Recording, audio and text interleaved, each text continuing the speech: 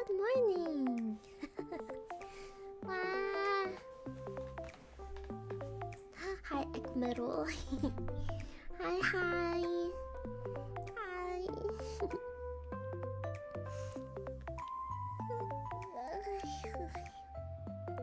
Oh, Yume. I took a very long nap.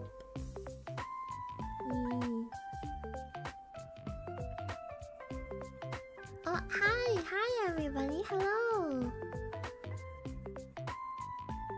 How is everyone? How is everyone? That's a good question. How is everyone? Because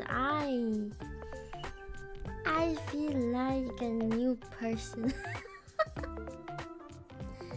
I haven't slept that good in a while. But hi. First timer. Oh, welcome. Hi.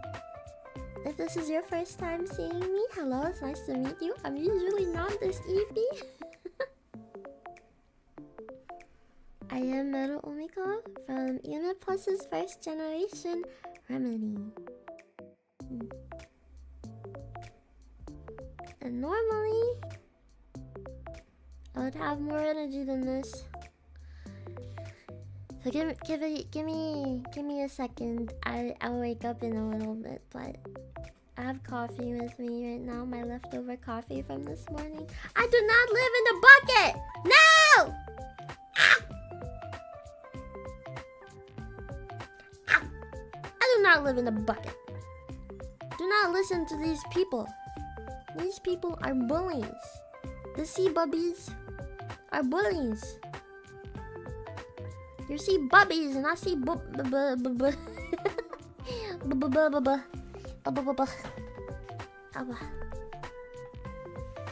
She regularly eats her sea bubbies, if you can tell. Yeah, I do.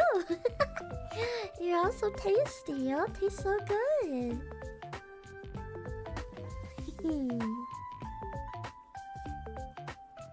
Wow, hippie.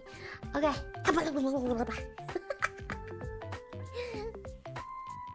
Oh, Mero!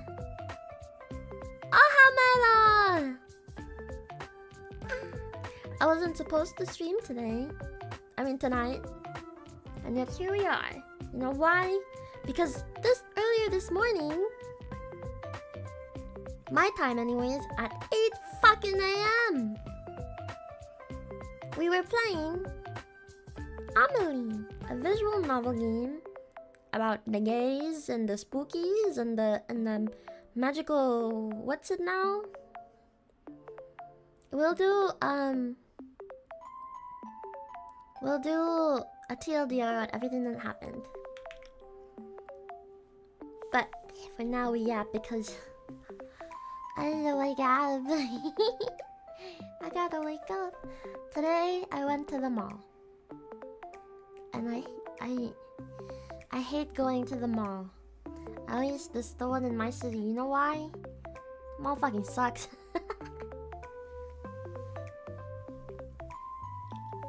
That mall sucks so badly.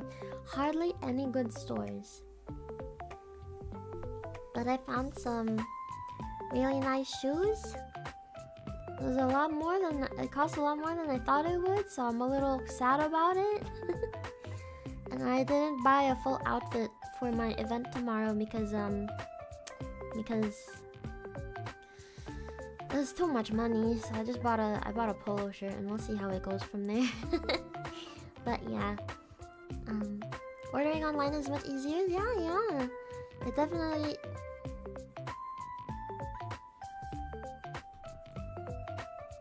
What the fuck you saying? I am 4'3".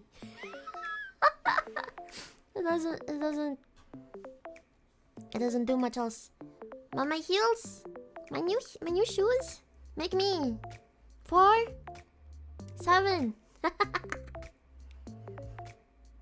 4'7". Let's fucking go. New record. But yeah, am I winning? At life? No. I'm getting beat up by life. But we will be playing Amelie in a little bit. I have to watch it actually. Can we get much higher? Okay. Today we're playing the rest of Amelie because we have 2 more endings left for Lilika's route. And hopefully we get some fucking answers, because what the fuck. So, for those that weren't here earlier this morning, we'll do a little TLDR, okay? Where's my... Oh,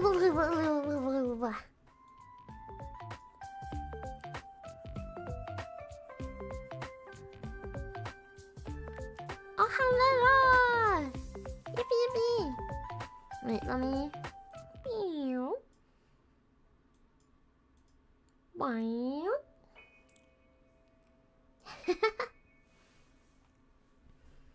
Okay. So, let's have a little TLDR, yes? Let's have a little summary of what has been happening in this game so far. I think that's a sound idea. Let's talk about everything that's been happening in this game. Hello, Ronnie. Also, hello, Mero. No, you say hello to me first. I swear, every time I start stream, it's always Ronnie. It's my stream, not his. He's just dead weight on my cute little head. He's just dead weight. I don't know why he's even here. We don't want him here. Okay, before anything else, can you hear my voice twice? Can you hear me? Can you hear me twice? Is that what's happening? Just so I know if I have to turn my preview off, my monitoring. Here, I'll check myself. Just so I know if I have to turn my. Nope, no double audio. Pog. Nice. Okay. Is everybody ready? If you open a second tab, you'll go insane. Too much metal. Too much metal might not be so good. Ronnie. Who's Ronnie? This. Where'd my app go? This is Ronnie. This is Ronnie. These these are not Ronnie. This is Ronnie. These are my shame upon this earth. These are my disappointments, my humiliation, my sadness.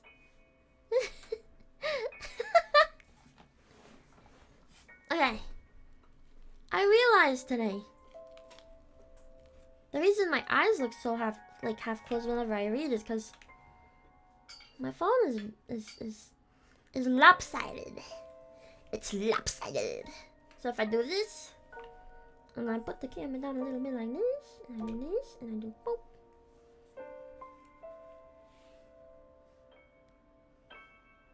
Yeah. Ronnie stole all the boing boing? Man. I came here to game, not to get bullied. What the fuck? It's not my fault I was born without tits. I have depth, look. Wow. If you see a curve, I have curves. See? So there's something there clearly. Clearly.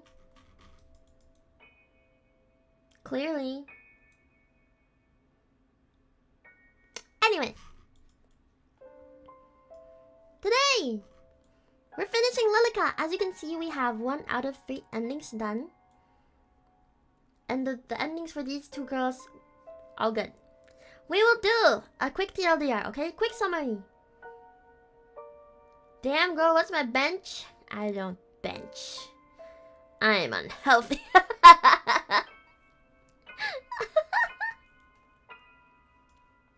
Okay, this is a visual novel game. And there's only two endings left. I will not be skipping the dialogue because we're already here anyways, you might as well. But for a TLDR, this is Amelie, this is Sophia, and this is Lilika. The story starts off with Amelie and Lilika in their manor in the middle of fucking nowhere. Apparently, Sophia is coming over to visit. Sophia and Amelie have been pen pals for quite a while now, because for some reason, Sophia's letter accidentally popped up at the manor. And then, Sophia is meant to stay over. When Sophia stays over, Lilika's a little hesitant. She doesn't really like that Sophia's here. She doesn't really like that Sophia's sticking around and that Amelie is, you know, conversing. You know why? Because apparently there's a plague. There's apparently a plague outside there. Or at least so they say. For Sophia, there was also a pandemic. COVID. Real, like, actually COVID. Because this game came out mid-COVID. So they were both experiencing pandemics at the same time. But it wasn't the same pandemic. Sophia is trying to convince Amelie that it's safe to come out now. Yeah. Turns out, Sophia's a little fruity. It also turns out Amelie is also a little fruity. Amelie is from a different time zone, guys. Amelie is from the past. We know this because apparently she's not allowed to go to school. Her father has to arrange a marriage for her. Her brother died to scarlet fever. Just some backstory. Sophia's from the present. And then, so for Amelie's first ending, the first ending was basically that when Sophia stayed the night, the next morning she disappeared, and Lilika said that she must have gone where her parents went. And by the way, her parents aren't even at home. Lilika says they went away to get cured from the plague. So it's just her and Lilika in the manor. Yeah. And that was the first and that was the only ending for Amelie. And then we go to Sophia. Turns out when she went to the house, shit got a little creepy. Lilika does not exist. All of Lilika's lines were being said by Amelie. So Amelie was talking to herself. Until Sophia goes to the kitchen and gets the dining room or something. Gets a vision of a lady hanging herself. She asked Amelie. She described the woman to Amelie, and Amelie goes, "Oh, that's my mom." How could you have seen her? Mommy is not here. She's out there getting cured from the plague. And Sophia's like, "Oh, okay, weird."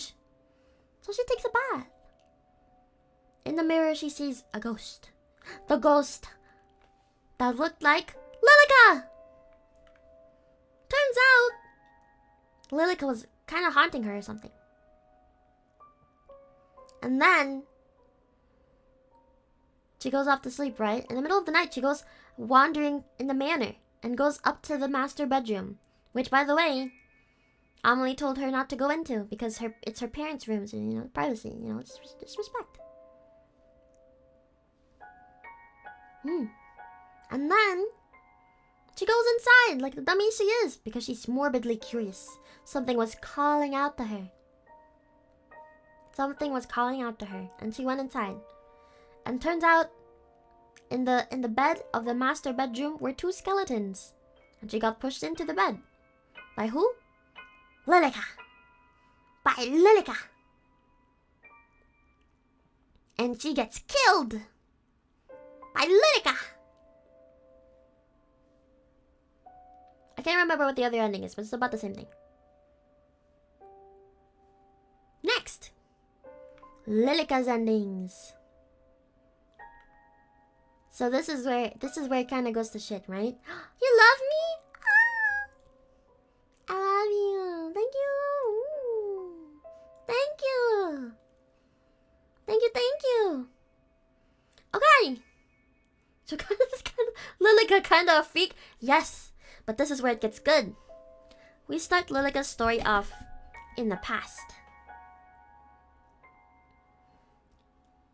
in the past, it turns out Lilika was actually the maid of the house. And she was serving the lord and the lady of the house. The lord of the house, Amelie's papa, daddy, you know, daddy, he's kind of a horrible person. He wants to send Amelie off to get married, even though there was literally a plague happening. Like, what the fuck, bro? It's not that deep. But he's like, no, she's 19. She can't stay cooped up at home all this time. No one's gonna want a wife like that. So, Mommy and Lilika apparently had a plan. Lilika comes up to the Lord, brings out a knife, and stabs him. And then the lady of the house was like, thank you, Lilika, let's proceed. And they drag his dead body up to the master bedroom. They put him on the bed. The mommy takes some of his blood, draws a circle around the bed. Lilika gets into the bed. And then the lady chants something, I don't know, she casts a spell or something, a curse. Lilika gets off the bed, and they kiss. She and the lady, the mommy, they kiss. And then mommy goes, thank you for everything you've done. You have to protect Amelie. Oh, why am I getting badoops? Am I not on Do Not Disturb? It's okay.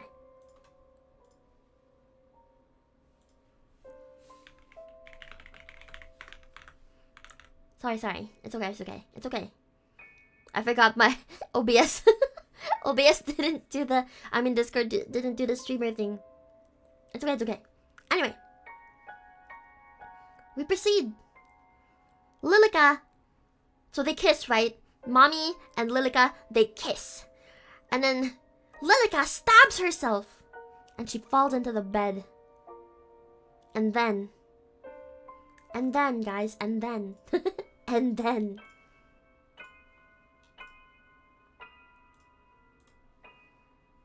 You know what happens after that? Lilika takes over the body of the mom. Suddenly she was staring down at the bed and there were 2 corpses there, but there weren't even corpses anymore, there were skeletons. And Lilika became the Lilika we know right now. This Lilika. That Lilika.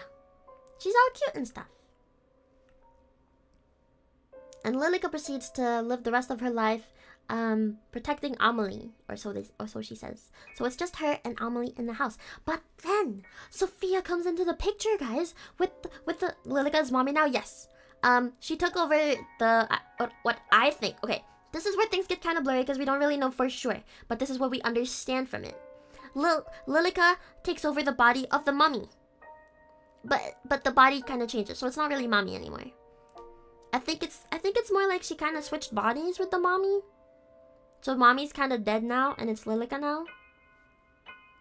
So the Lilika, the maid, is taking over Amelie, but she didn't present herself as the maid of the house. She presented herself as just another person that was also named Lilika.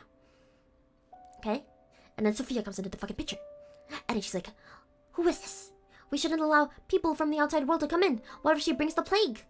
There is no plague. She just wants to protect Amelie because she's convinced Sophia's gonna hurt her. And then it turns out Sophia really can't see Sophia really can't see Lilika. Does that mean Lilika's a ghost? We really don't know. But she can't see her except for the time when she goes into the bathtub. When Sophia goes into the bathtub and Lilika cuts herself a little bit, lets the blood get into the bathtub, and suddenly she's hugging Sophia. And she's trying to convince her. She's trying to be like, you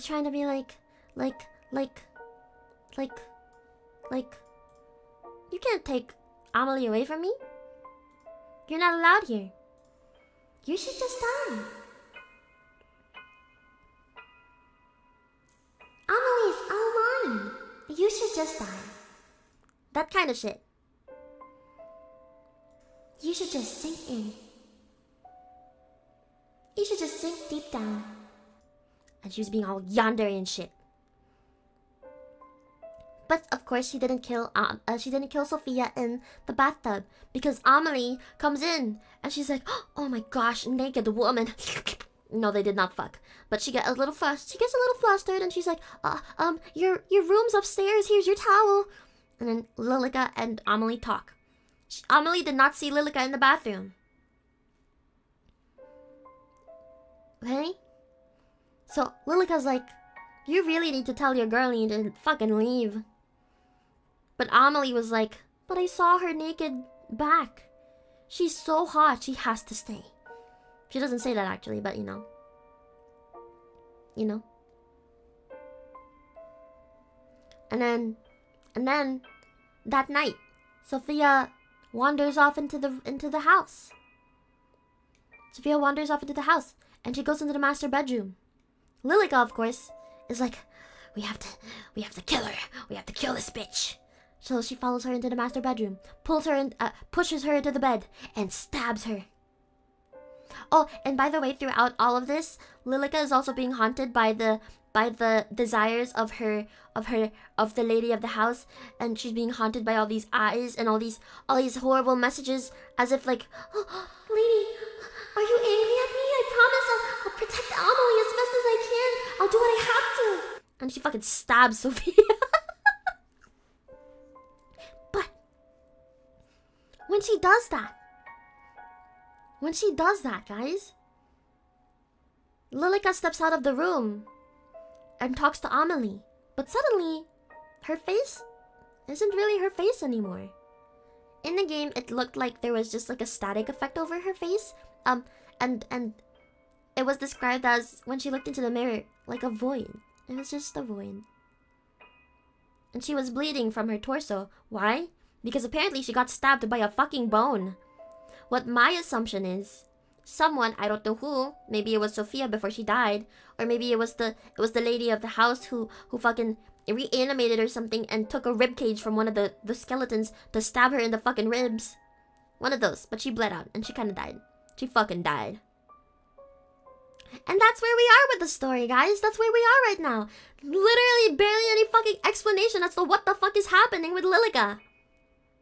So, if all of that sounds like a really fun plot to you, please watch the VOD from this morning. It's a 4-hour VOD. I'm sorry, I kinda yapped here and there, but only because it took me a while, because some of the parts are a little scary, but it's not that scary. It turns out I'm just a little bitch. This isn't really like a gory mess or anything.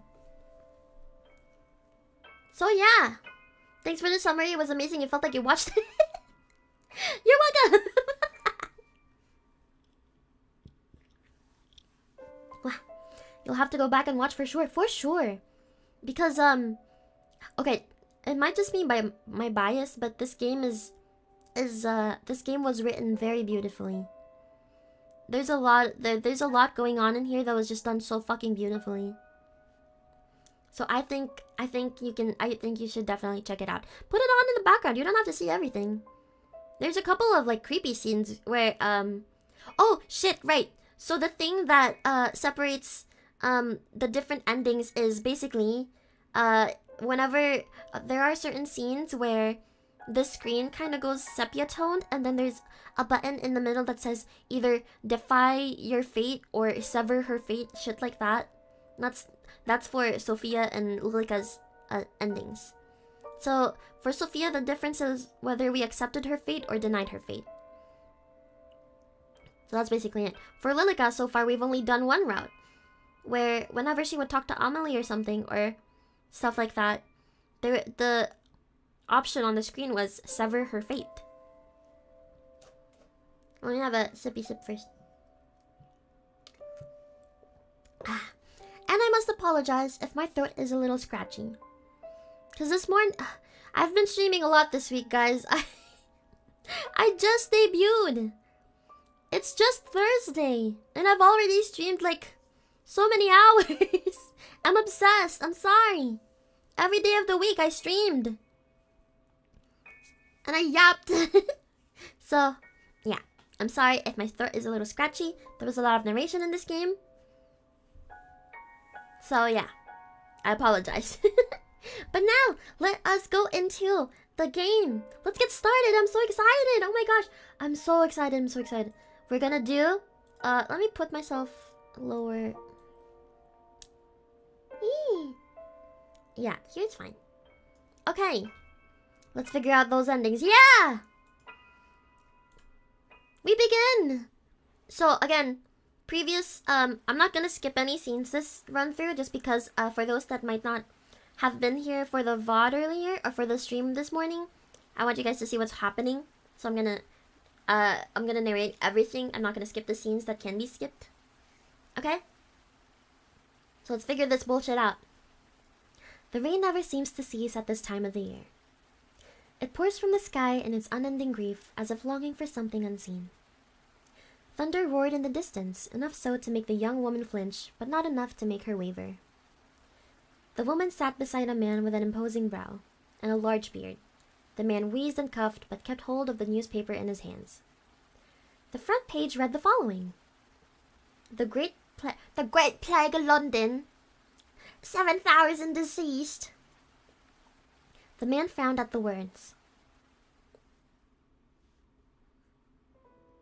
Okay, so this is the Lord and the Lady of the house. So this is Mommy. This is Danny. This is Mommy. Okay? How utterly preposterous. What on earth are the physicians doing? The lady next to him coughed into her handkerchief. When she pulled it away from her mouth, it was stained red with blood. I'm sure they're trying their best, my dear. Their best is going to kill everyone. Sorry. We're British. Forget this rubbish. Amelie is still well and finally of age to marry. We will arrange for a suitor before she becomes sick. If we send her out there, then she'll certainly grow sick. She should stay here, locked in her room, until it is safe to leave. No man will want a woman who has spent her only good years locked in her bedroom. But she'll be safe. The lady held her cheek, which quickly reddened after the impact. The Lord glared at her behind his bushy eyebrows. You do well to remember who she belongs to. Who you belong to. The lady blinked, trying desperately to stop her eyes from welling up. Lilika, please come here. Her voice carried through the otherwise empty home. Time seemed to pause for a few moments before a woman with blonde hair cascading behind her entered the room. She wore the dress of a maidservant and a neutral expression that wavered just so after seeing the mark left by the Lord's hand. Now fetch me a bottle of water. Hench. No. Okay. She stepped forward, crossing the tiled floor with slow steps that seemed to match the pace of the thunder that roared outside. The lady nodded to the maid. The maid nodded back to the lady. The moon reflected from the metal object in the maid's hand as she swung it down on the Lord's throat. Whoop-ha! How many streams do I do per day? Technically just one, but supposedly. But I've been doing gorillas because I've been a little obsessed, so I've been doing 2 streams a day. So about 6 hours a day. So he let out a gargled scream. Blood spluttered out from his mouth and he tried to speak, tried to yell, but it was too late. He fell forward onto the floor and the tiles darkened into a crimson red. He squirmed and crawled, searching for something that no one would ever know, but he fell still only a few minutes later. The lady stared at the scene. Her heart raced, and a laugh escaped her lips. Finally. You'll never hurt Amelie. I hope you rot in hell.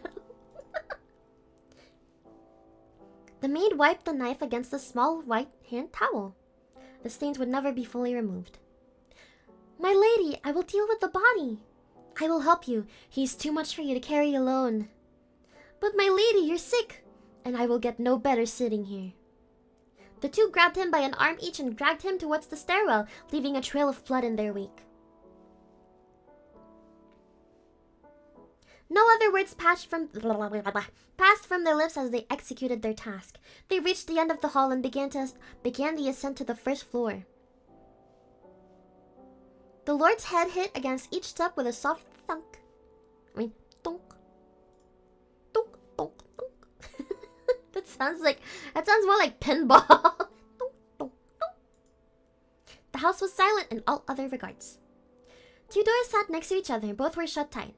As the two women reached the top of the stairwell, the maid pushed open the door to the master bedroom and entered.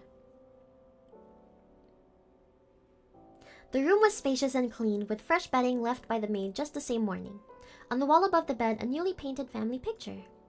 The two struggled and finally lifted the man into the bed. His face was stuck in a terrified expression, and his clothes were ruined. You will protect Amelie, right? I'll do anything you desire. Then let us begin. Lightning struck somewhere in the distance, lighting up the otherwise darkened room and showing many things that should have been left unseen. The maid removed her shoes and crawled into the sheets beside the corpse, while the lady dipped her fingers into the Lord's wound and drew a line of blood around the bed. She spoke softly to no one in particular, chanting words that should never be chanted. When she was done, she stepped over the threshold and approached the maid. Never let anyone hurt her. Protect her no matter what. I will, my lady. Thank you, Lilika. You'll never truly understand how much your actions mean to me. The lady leant forward and left a soft kiss against the maid's lips. It was brave and gentle and something the two had wished to share for longer than either would admit. They're so fruity, I love it. As the lady pulled away, the maid drew her knife, still smudged with blood, and brought it to her veins. Goodbye, Lilika. Goodbye, my lady. She did. The maid bled out slowly. Painfully slowly. The lady gasped for air and clawed at her neck. Everything in the manor became still. Everything apart from a young lady named Amelie, who sat in her bed upright, feeling a deep dread in the pit of her stomach, and another young lady named Lilika, who stood over these two corpses lying beside each other in bed. The young lady named Lilika stared at the maid in the bed. Her own face, her own blood seeping through the bed. And yet here she stood. She looked at herself in the mirror and saw a different person entirely. She was no longer the maid. She was Lilika. Her voice was softer, her hair longer. It worked. When she turned back towards the bed, Lilika froze. Both of the bodies were gone, and in their place, two skeletons. How long has it been? She walked towards the door and found it locked. Digging through the tattered clothes of the long-dead maid, she retrieved the key and opened it. The door beside the master bedroom sat ajar, just enough for Lilika to peer in. Amelie sat on the end of her bed, staring at herself in a small handheld mirror while brushing her hair. She hummed a quiet tune, but froze as her eyes met Lilika's. Who are you? I am Lilika. Lilika? But... Your mother told me that you had a maid named Lilika. What a coincidence. What are you doing here? How long has your mother been gone? My mother? I saw her... She frowned and clutched her head as if she couldn't quite remember. I saw her just this morning. I see. Your parents have left to be cured of the plague. They have asked me to stay here with you until they can return. Really? A cure truly exists? That's right. So until then, how about we be friends? Amelie's face lit up and their eternal friendship began.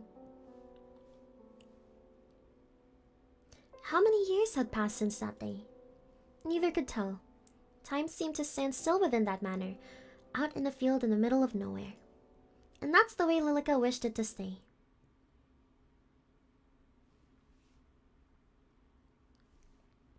Lilika, a letter has arrived. What? Her blood ran cold as Amelie stared at the envelope in her hands. When was the last time we had a letter? How exciting! Perhaps it's Mother writing that she will return soon. Perhaps so. Oh. Huh? It seems to be addressed to someone else entirely. Perhaps it was brought here by mistake. Then we had best send it back. Give it to me and I'll have it returned. A peek wouldn't hurt, don't you think? This was so cool when we first saw it. So far nothing is different from nothing is too different from the first time we did Lilika's first route. Actually, no, not even the first route. We got her second ending. We got side B. Side 2? One of those. Lilika watched as the first crack formed in her fragile world. I'll dispose of it immediately. Give it to me. But it was too late. The letter inside had already been let loose, and Amelie's eyes had already taken in the words left for someone else. Sophia. Lilika, I think I'll write back. I'll let her know that I received her letter by mistake. That isn't needed, please. Just one letter.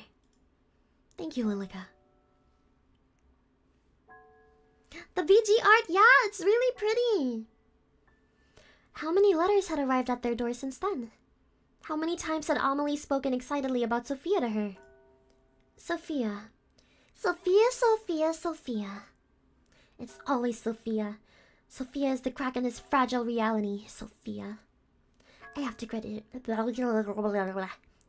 rid of Sophia. Lilika? Lilika's eyes opened with a jolt. I'm sorry. I'm a little tired. What did you say?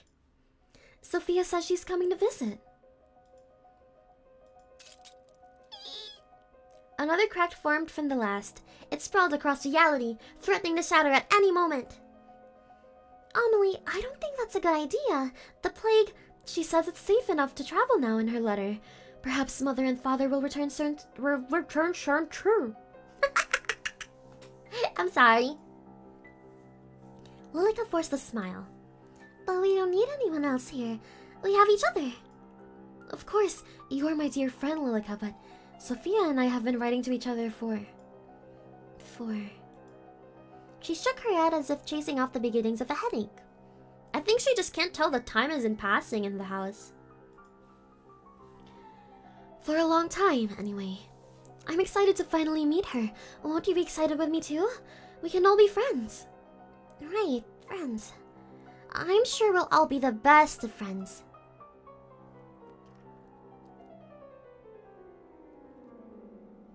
For an amount of time that neither Lilika or Amelie could truly comprehend, the house was suddenly buzzing with life. Amelie's footsteps were light, and her days were filled with excitement as she awaited the arrival of Sophia. And finally, to Lilika's dismay, the day came. The pendulum clock on the wall swung back and forth, ticking down the time. Lilika stared at it, wishing that it would slow down even further. 10 minutes, then 20, then an hour passed as the two stood by the door, waiting for a knock. She seems to be late.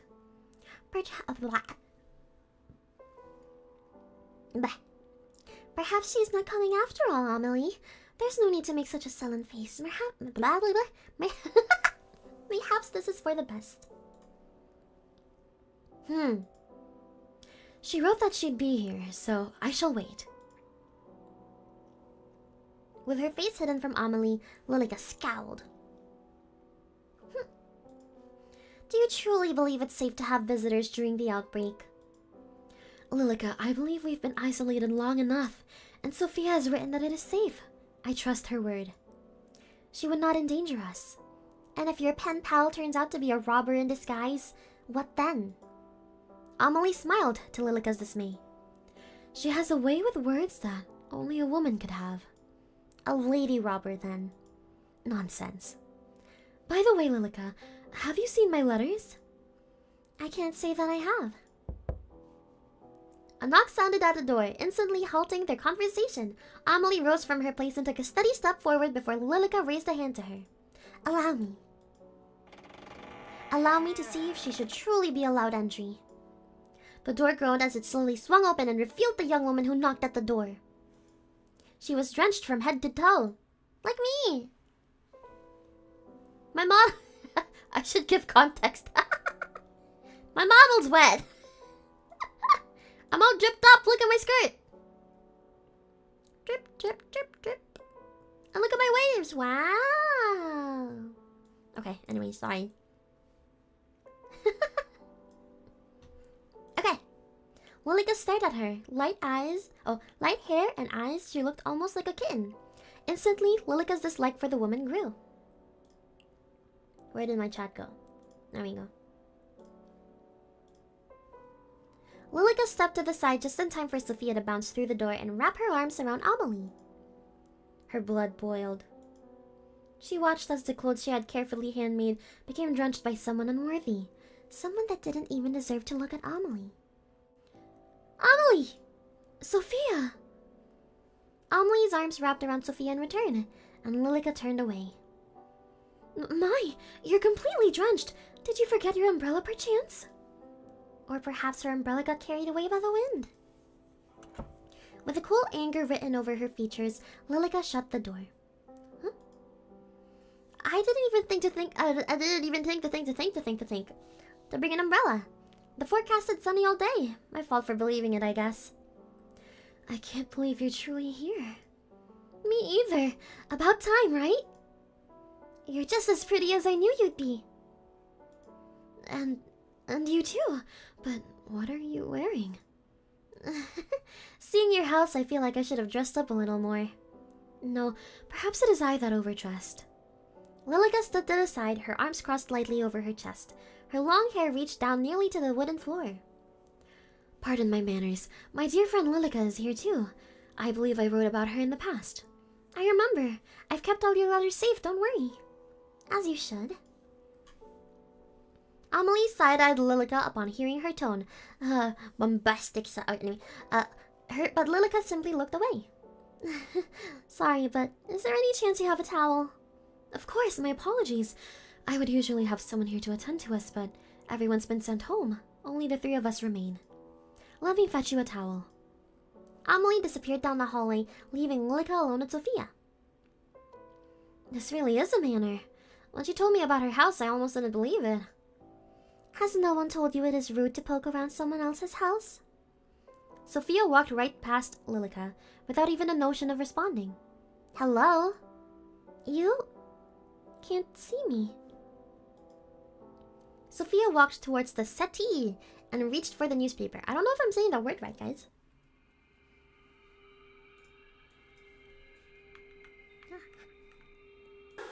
Don't let her touch it. Don't let her touch anything. She'll break it all. What? She'll undo everything. She wants to hurt Amelie. She can't find out the truth. The window shook loudly in the wind. With a flick of her small wrist, Lilika allowed the door to fly open, causing Sophia to rip around in surprise. It's so windy. Lilika locked in on the object that Sophia had been reaching for. She rushed forward and took hold of it, then quickly hid it behind a cabinet as Sophia reached to close the door. Phew. Amelie? Sophia spun around but looked straight through Lilika. Sophia? Oh, Amelie! Please use this. Thanks. I'll bring an umbrella next time, I promise. Lilika watched as Sophia dried herself with a towel. Our towel. It's not for her. There can't be a next time. Then if you're now dried off, would you care for a tour of the house before afternoon tea? That sounds great! On your right is the pantry, and down that hall is the boiler room, but you shouldn't have any need for those spaces.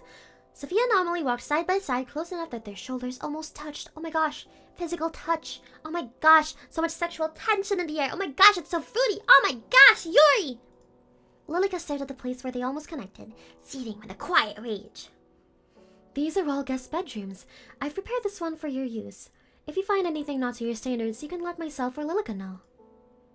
Amelie, I have a feeling your standards are much higher than mine. I've never even been in a house that looks like this. No? Is your home not similar? Well, it's a lot smaller. There's no shame in that. You own your own property, yes? Yeah, I recently bought it. With your husband? What? No, of course I'm not married. Oh, of course I'm not married. Shut up. Your father allowed you to buy property on your own? Amelie, you speak like how you write. I'm so surprised. Your voice disgusts me. And you speak quite... Oh. Why does it say Lilika? Wait, what? Wait. This is on purpose? I don't remember if it's supposed to be Lilika's line or Amelie's. I don't know. I'm sorry. And you speak quite casually. Wait! Wait! That was supposed to be Amelie's line. I never noticed. Wait! Guys! What? That was supposed to be Amelie's line. And remember, Sophia can't see Lilika. She can't hear her. Sus! Or it might just be a typo. Who knows? I don't know. Anyways. People usually say that about me. Being here around you makes me want to be more formal. What need is there of formality between friends? That's true too. Your words are poisoning, Amelie. And this is the morning room, and the next door is the dining room. We'll be having afternoon tea in the sitting room here. So many rooms. Upstairs is my bedroom and the master bedroom. I must ask that you don't enter the master bedroom, as it belongs to my parents who are currently away. Of course, I won't go poking around anyway. Lies. You're lying. All this walking had made me parched. Shall we take afternoon tea now? Sure, that sounds good. Why don't you have a seat while Lilika and I prepare our food? Oh, I can come help. Nonsense. You're my guest. It would be remiss of me to allow you to lift a finger. If you insist. But I'm happy to help anytime. Thank you. I'll be back. Please rest. Amelie? Yes? It's nothing. Take your time. Sophia slipped through a doorway and disappeared. Amelie smiled widely, while Lilika just stared blankly ahead. Isn't this lovely, Lilika? To have a new face in the house, it feels like forever. Yes, how lovely. I'm glad you're having fun at the very least. Are you not? I'm always having fun when we're together, Amelie. Okay, guys. Okay. This is what I mean when I say, there's different options. By different option, I mean either we sever her fate or not. The last run we did, the one that got us ending 2, what is this? Oh, these are quick saves. Okay. Oh, shit! Okay, guys. When I said that, Lilika's face turned into a void, this is what it looks like. Right here. Okay, let's go to save 2, and let's save it. So we're not gonna sever her fate this time around. Ah, I see. Are you jealous? Worry not, my dear. My dear friend, of course our friendship means just as much to me. I value you greatly. Hi! Oh, Mero. I thought we were for the different ending. Yes, we are. We're not pressing her. We're not severing her fate this time. Last ending we did sever her fate. This time around, we're just proceeding as usual. Just as much? Indeed. Come along, Lilika. Let us prepare tea. Hi! Hi, everyone! Hi! There's people coming. Hi! For those that might not know, this is a continuation of this morning's stream. We are playing Amelie. We're getting the last 2 endings.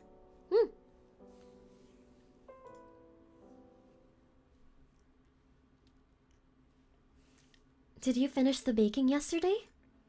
The pastries are ready for serving. Excellent. I'll just fetch the tea then. Allow me. A lady of your standing shouldn't be doing such a menial task, shouldn't she? Don't be absurd. Even Sophia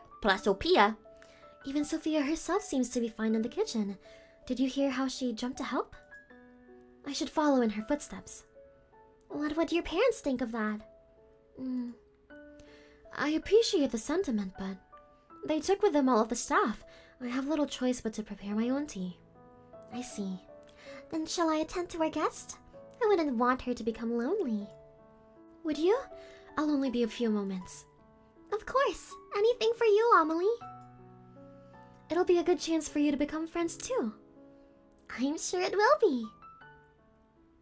Lilika's smile at the moment seemed to hide behind it an intent, much deeper than Amelie realized.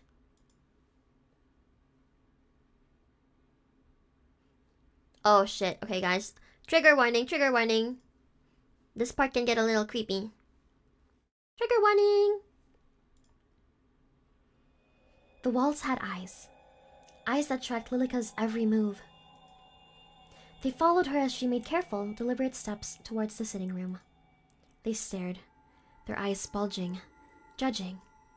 They had no mouths in which to scream, but Lilika could still hear their words. We all sacrificed ourselves for you. Hope, our only hope. Amelie, protect Amelie. Prove your worth, prove your love. Amelie, Amelie, Amelie! Under her feet, shattered glass pierced through her shoes, cutting her feet. She could feel the blood ooze out, pooling. It was warm, comforting. Comforting. She looked up to find where the glass had come from. Then she noticed the cracks once again. Along every wall, every floorboard, even through the air. The world was fragmented. It was already broken. Not beyond repair. It's not. My lady, I will fix this still. You can rest. Please rest. I'll take care of everything. Anything and everything for you. She blinked. The world reverted to the way it should. The glass that lined the floor, gone. The ice that followed from the walls, gone. And the cracks that had begun to wrap themselves around Lilika's ankles had disappeared too. She stood in front of the sitting room's door, which sat slightly ajar. Inside, Lilika could see Sophia staring out the large window. Her back stayed turned as Lilika entered the room. Of course, it wouldn't have been possible for Sophia to turn and look at her, but Lilika still found herself taking careful, quiet steps. The window shook past the dark, thick curtains. You who would attempt to defy your fate, why don't we see how long this little game lasts? Why don't we test whose love is stronger? I swear, my love is unwavering. My infatuation, my yearning, my desire. You can never even wish to match it. Lilika pulled out a chair roughly, dragging the legs across the floor. Yet you dare to challenge me. You dare to test my love? Amelie, was that you? Amelie? Sophia took careful steps towards the chair, resting her hand against it. Or... Lilika?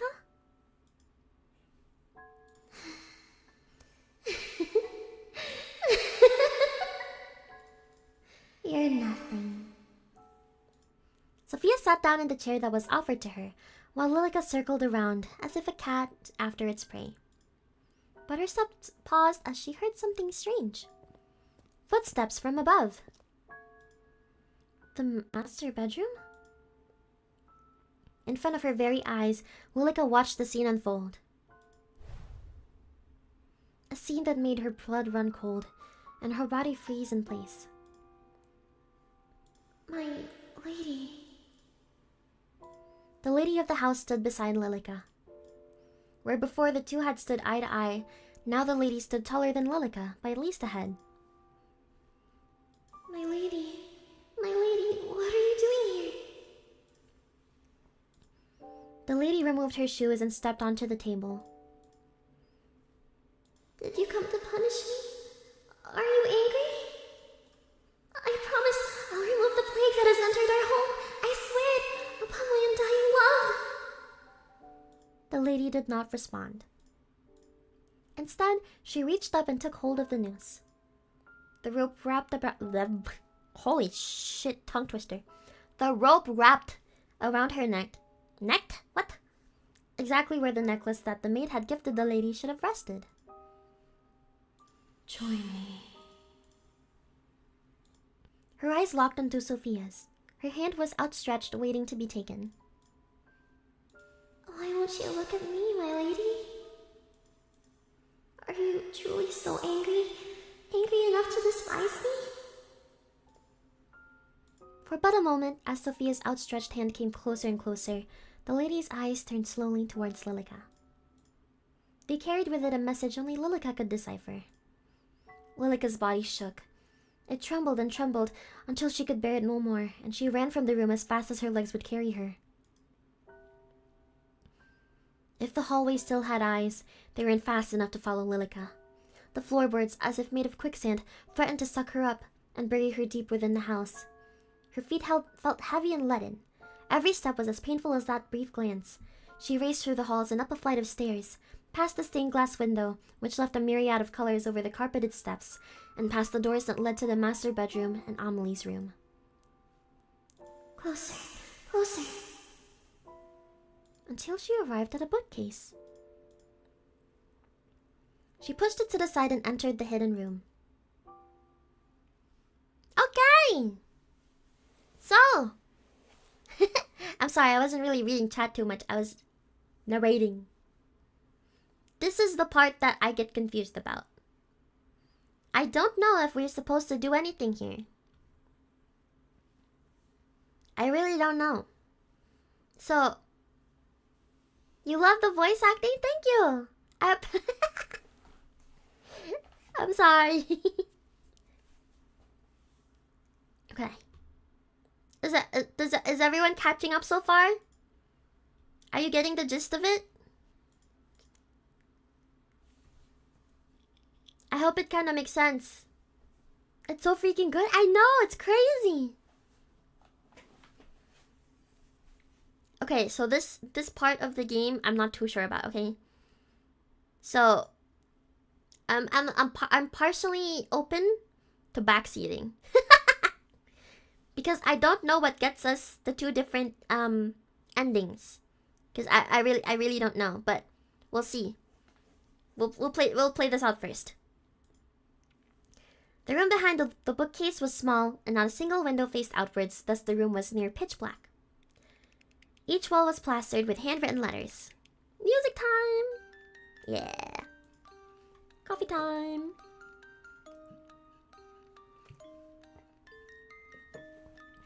Handwritten letters clearly for Lilika alone. Her eyes, frantic, finally started to calm down as she took in the words. Her words, left to her. For her. Only for her.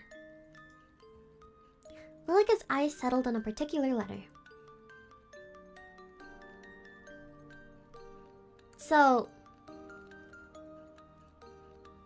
this is the part that confuses me. Okay? I'm not too sure what the difference here is. So I'm gonna save. Okay, maybe don't backseat so that we won't be okay. Don't look it up. Don't look it up. We're gonna go through this. We'll see how it goes. Hi, Rain. Okay. Last time we did this, I read all the letters. But it's not giving me a choice to not read the letters. So we're gonna look ahead, okay? We're gonna look ahead. So these are the letters that Sophia was sending to Amelie. Looking right because she left me. Looking left because he didn't treat me right now. You know what that reminds me of? You know that joke, where it's like, my only pronoun is she, because I'll never be her.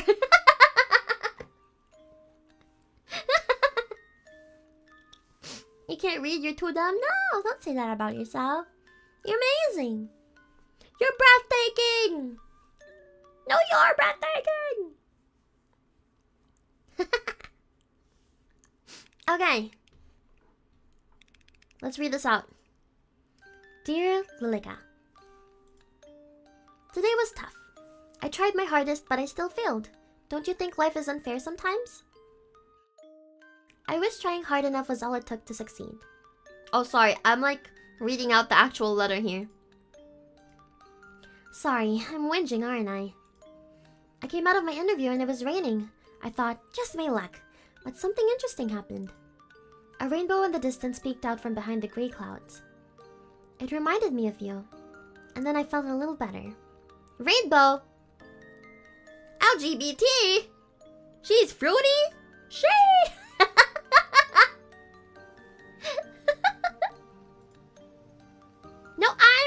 Backseating, thank you! I hope we can meet soon. Yours, Marion. Does it matter if we read these? I don't know. I actually don't know. We're gonna stop reading just because I don't know. I don't know. She ripped the letter from the wall and clutched it to her chest, collapsing to her knees.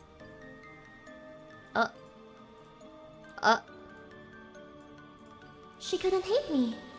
She couldn't. She adores me.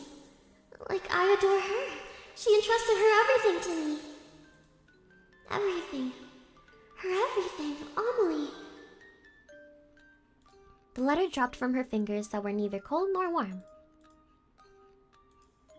You want me to get rid of that disease, don't you? You won't accept me until I protect Amelie. Is that right, my lady?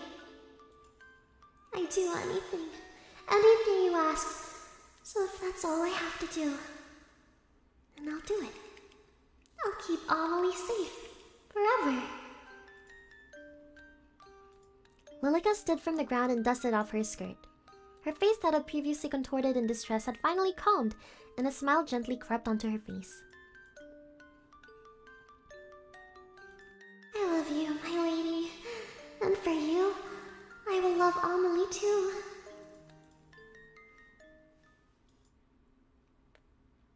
I should light the too. I'm sorry, I don't know how to say this word. Where did I put those matches?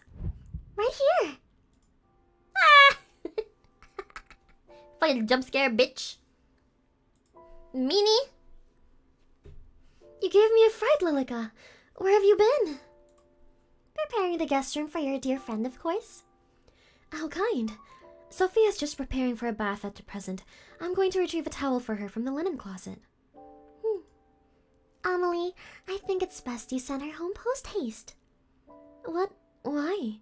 Why would I do that? For all you know, she brings with her the plague.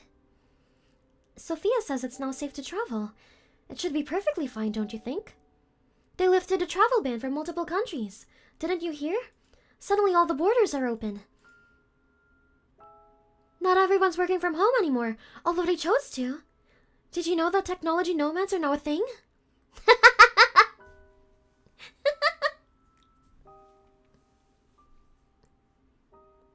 Although it's a shame not every company could really pay everyone their work from home differential or support them for their work from home setting. And they created this thing called VTubers. Did you know who Iron Mouse is? Do you know what Twitch is? Lilika? Twitch is a thing now. There's VTubers, these virtual girls that would stream every day. Isn't that amazing? Technology! We don't have to suffer from the plague anymore. We can take baths now. Will you give me your Twitch Prime? Okay. And what if she lies? She wouldn't do that. Sophia's a kind and good-natured person. She would not bring any danger to us.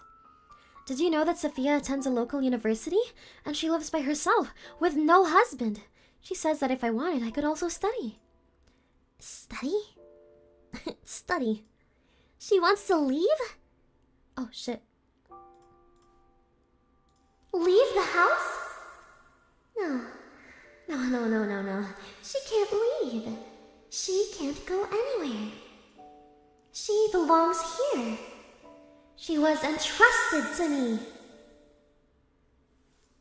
The lady of the house should not study, Amelie. You must stay inside the house and await your parents. But I'm sure Mother would want the best for me. Perhaps while I await her, I could go inspect Sophia's school. Amelie.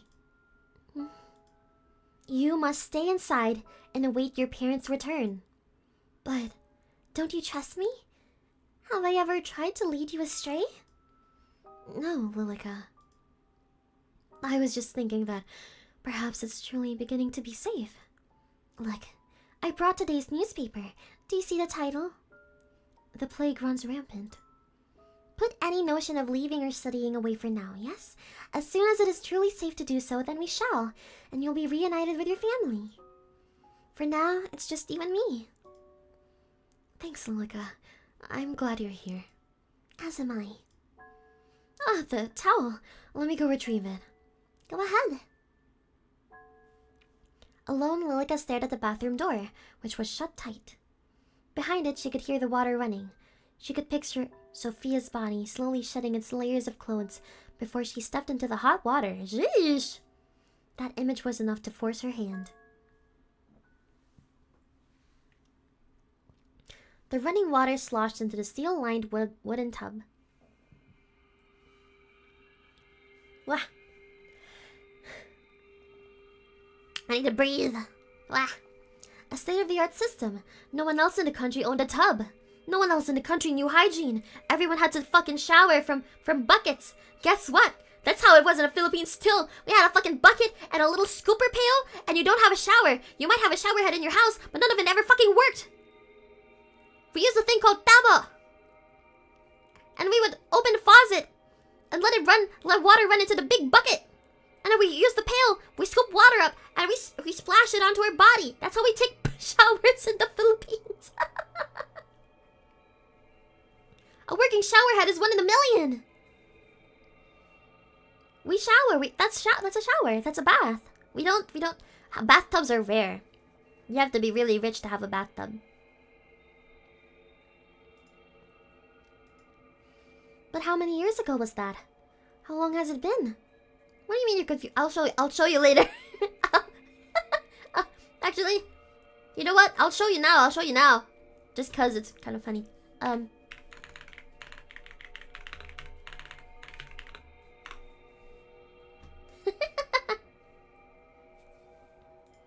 This is not my picture, okay? I'm just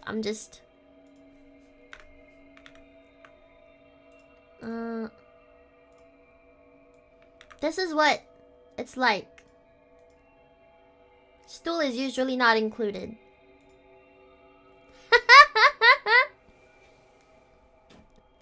So you put water into the big bucket and use that little thing. We call it a tabo. Tabo. Like a scooper. We use it. We splash our body with water. Scrub a dub a dub a dub. Wubba lubba dub dub. Splash our body with water, and that's it. That's it. No shower heads. And even if there were, it rarely works. You'd have to replace them. You see that in gardens? Well, my body's a garden, I guess. Okay, we proceed. Sophia leaned over the sink, her bone-white knuckles grasping either side of it. Her back was turned to Lilika. If she wanted, she could stab her in the back and be over with it.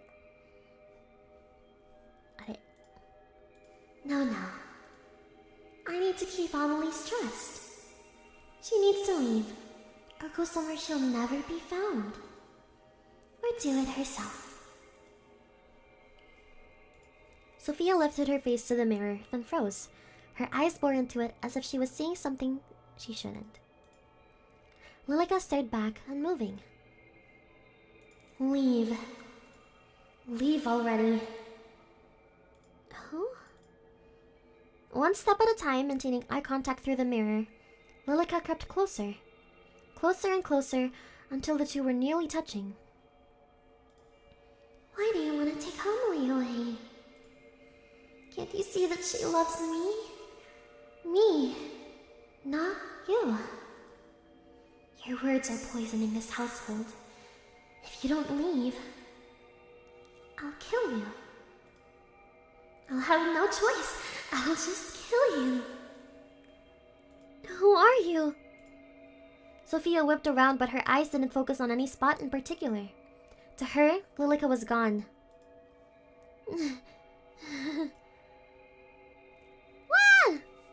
Lilika walked towards an open cabinet and pulled something out.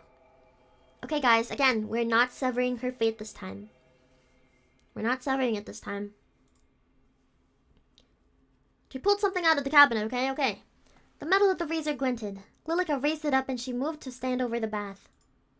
With ease, the metal cut into her arm. Trigger warning, I'm sorry guys. Drops of blood fell into the water, leaving tiny splashes where they connected. Blood still runs in my veins after all. Sophia rushed past Lilika, desperate to turn off the overflowing water before she froze once again. The water was a deep, dark red. Her slender fingers dipped into the liquid as if she were entranced. One layer at a time, she stripped bare, her expression hollow and lifeless. Lilika watched as her naked body stepped into the crimson water. Why not just end it here? You're scared, aren't you? Just sink down. Accept your fate. Accept it.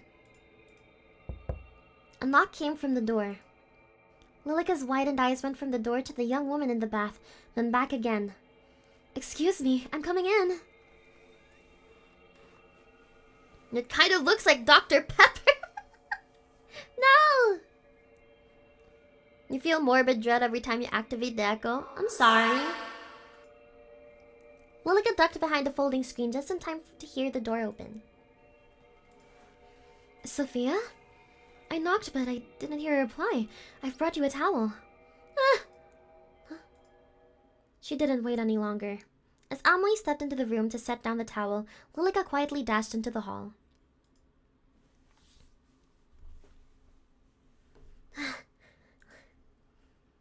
Before Lilika had a chance to even catch her breath, the bathroom door once again opened.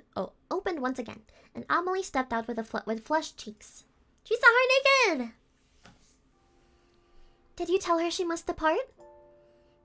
No, Is something the matter? Are you feeling unwell? Your face is bright red. Sophia will stay until she decides to leave. Huh? No. No, she must leave now, tonight! No longer! As you wish. I'm sorry, Lilika, but I believe it's only fair after she traveled so far. And she's my friend. She's making her... I have to make her stay. She's so hot. Did you not see her bare back? She's so... That woman. That siren. Look what she's done to her Amelie. She's corrupted her with the gay... I'll finish preparing the guest room. Let me come help, Sophia. When you're done in there, you can... Oh, Sophia, when you're done in there, you can come to your room. From the other side of the door, Sophia's voice came in return. Okay, thanks, Amelie. The guest bedroom was freshly cleaned, with new linen on the bed and a lit lantern beside it. Fortunately, Lilika had prepared the room well in advance. You did a fine job preparing the room so far. Thank you, Lilika. Anything for you? I was thinking, tomorrow if the rain has cleared up, we could open the greenhouse again and have morning tea there. It's been so long since we last used it. By now, a dozen cracks stemmed from a dozen other cracks, filling the entirety of Lilika's world. At any moment, even a breeze could make everything collapse. Didn't we already speak of this? You cannot leave the house. But surely the garden, I mean the greenhouse would be safe. No one else uses it, and it's only a few steps from the back door. It is unsafe, you know this. What's gotten into you? Is it because of your friend? I just thought it would be nice to at least sit in the sun. Then you may sit by the window in the dining hall. Is it really so unsafe that even taking a foot outdoors would be dangerous? I'm sorry, guys.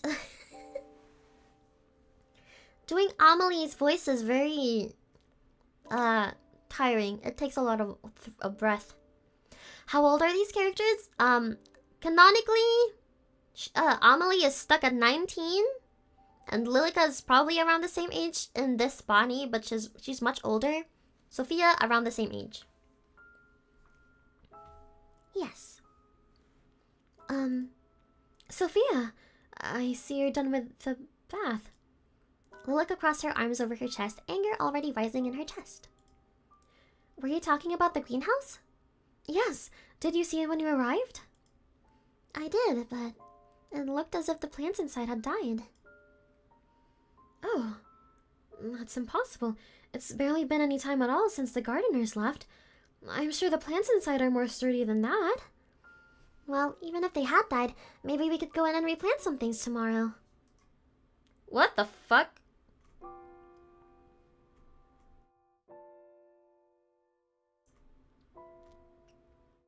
Okay, sorry, I accidentally scrolled down. You can scroll through the things here, by the way. Anyways. How wonderful. Have you not heard a word I said? It's unsafe to do so. Oh. Oh, don't be such a spoil sport.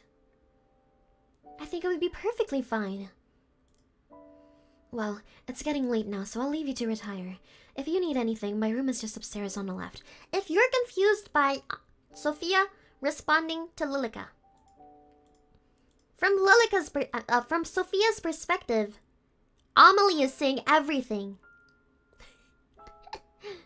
From Sophia's perspective, Amelie is talking to herself.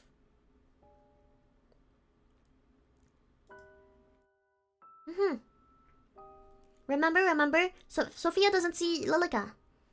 So yeah. Good night, Sophia. Poison dripped from her voice as Lilika left the guest room behind.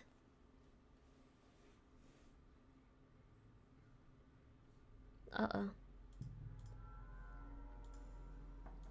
The house had a heart, and that heart was beating to the same rhythm as Lilika's. It was frenzied, on the verge of losing control. It echoed through her head, through the hall, through to every corner of the building.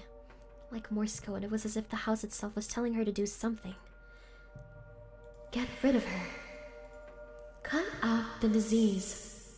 Protect Amelie. She bit her thumb, pacing back and forth. Amelie will be upset. But Amelie doesn't need anyone else. She has me. She won't be upset for so long. And she'll forget.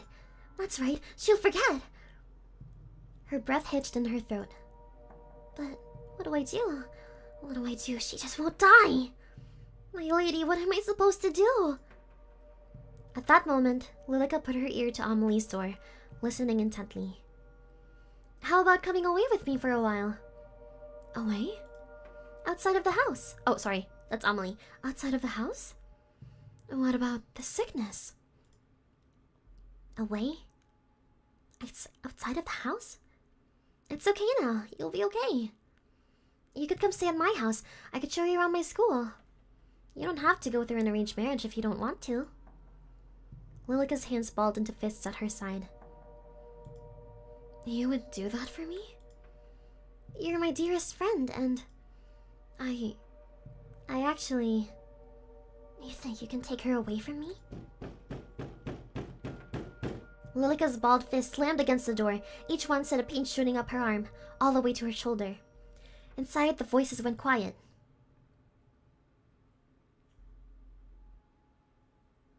Yo. Okay, I see why there's 3 endings. I see it. I see where there's 3 endings. Okay. This is weird. Because so the last ending we did, there was only one option because we were severing her fate, so it was basically just saying deny her fate. That was the only option. But now we haven't been doing much sussy things to Sophia. So it might be different. So I'm gonna save here. And for now, what do we do, chat? Do we allow her fate or do we deny her fate? What do you think, chat? What do you think? Say something while I chug coffee.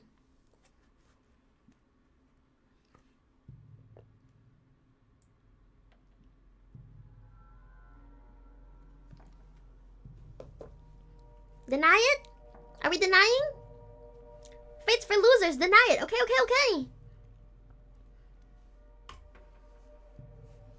Okay. She doesn't belong to you. Lilika? Finally, Lilika snapped out of her daze. At some point, Amelie had left the guest bedroom and was standing a short distance away from her, looking worried. Instantly, she took a deep breath and composed herself. but her heart still beat up.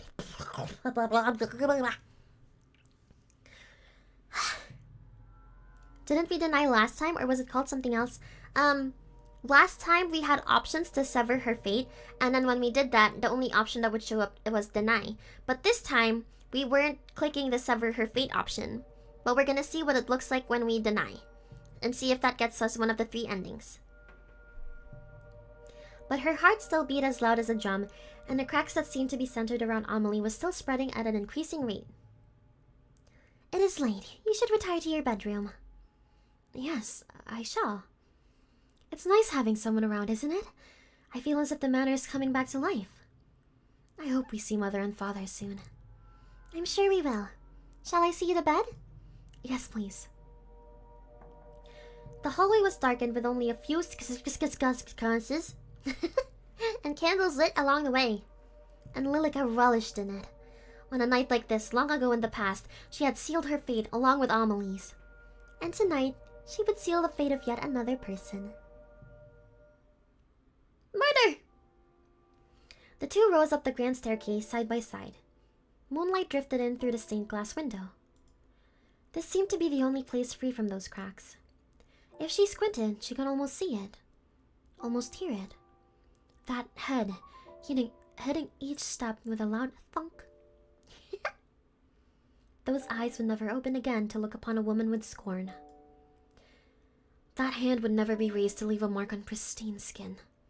The sound filled her with joy, and the thought of repeating that fateful night left her footsteps light with excitement. Ah, breathy. Lilika, may I ask you a question? Certainly. Have you ever heard of a woman loving another woman? As a woman would love a man? You know, be gay, scissor session, no males allowed, just me and the girlies, in love. Where did you hear about such a thing? Nowhere in particular. It was just a thought that came into my mind. I think you're overtired because of all the excitement, Amelie. I think you best get some rest. Yes, alright. Good night, Lilika. Lilika, who was seated on the edge of Amelie's bed, stood with unsteady feet. Standing in the doorway, she looked back at Amelie. Good night, Amelie. Tomorrow, everything will be better. So sleep well. Lilika sealed her resolve and stepped out of the bedroom.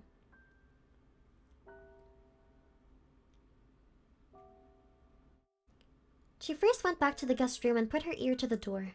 No sounds could be heard from behind it. Then she noticed something. Someone else walking down the hallway unsteadily. Lilika followed closely behind.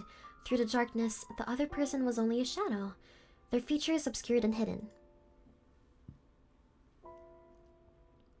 The sound of her light steps on the old wooden floorboards mixed with...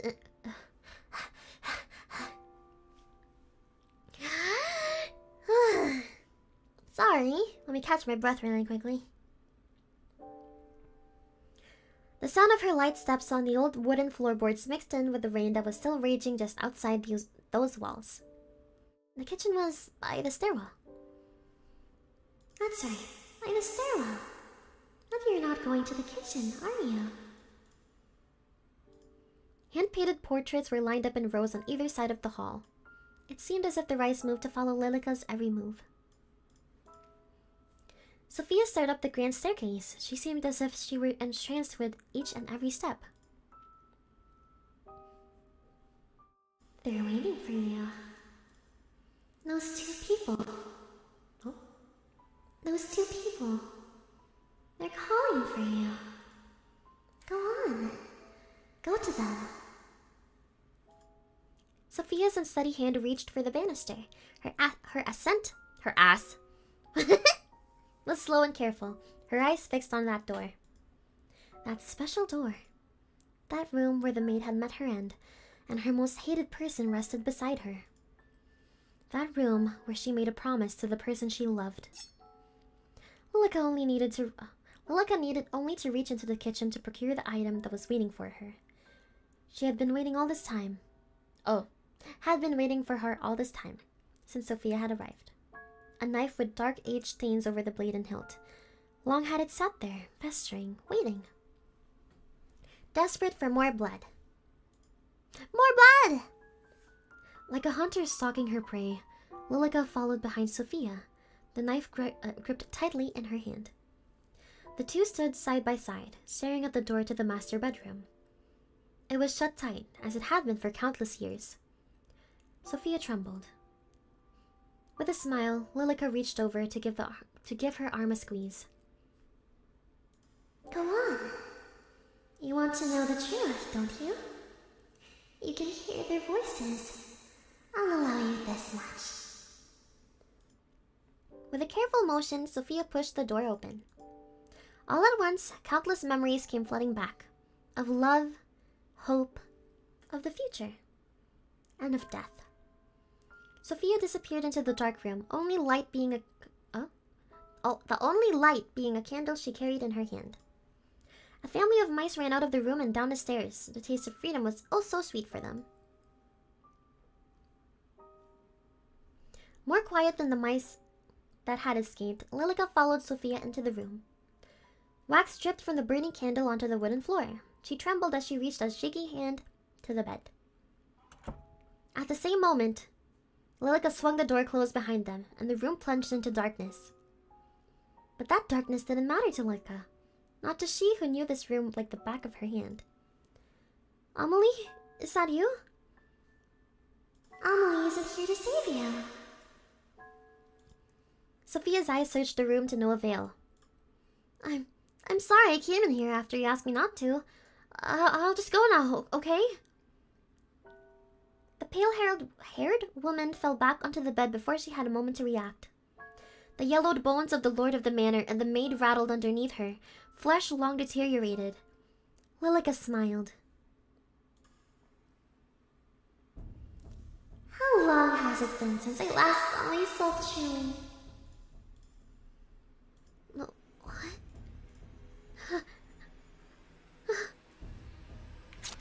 What the fuck?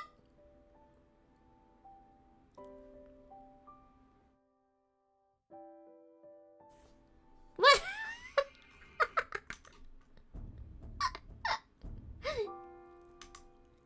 Wait.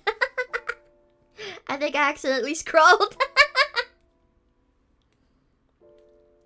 Accidentally scrolled. I'm sorry. I'm sorry. No, not too far. It's okay. We're okay. I'm sorry. Shit. I thought that was part of the story. Me too. I'm sorry. The infinite scroll is too powerful. Real. Okay. Let's do it again.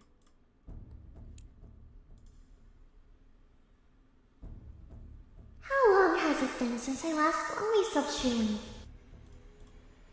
What?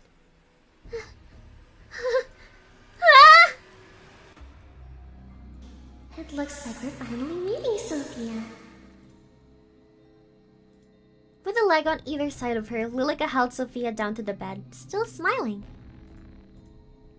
She tried to squirm, to escape, to run free. Her eyes were filled with terror. You won't take her away from me. Sophia's scream became a muffled cry before finally extinguishing fully.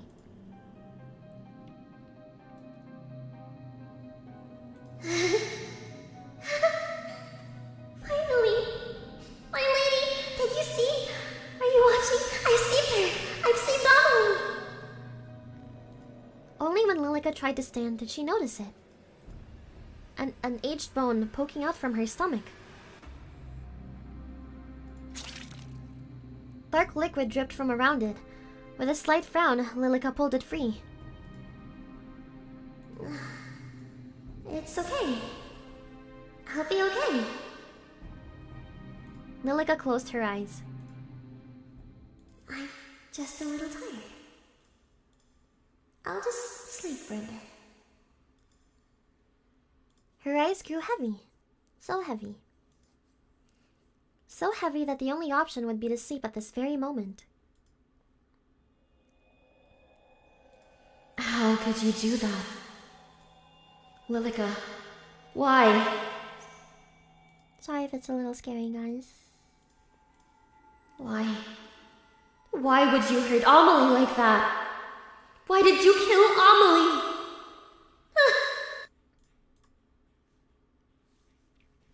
Her eyes opened with a start, her heart racing faster than it had ever raced before. The room seemed to be spinning and her head throbbing. Then she saw it. Lying on the bed between the two skeletons was the body of a young woman. A young woman with long brown hair. Her dress was stained red. Amelie? No. That's not... Who did this? Who? Sophia? Amelie, wake up! Wake... She blinked, and a young woman below her disappeared in her place. Oh, in her place, Sophia appeared. The room was still dark. Not even a drop of sunlight peeked through the windows, the covered windows.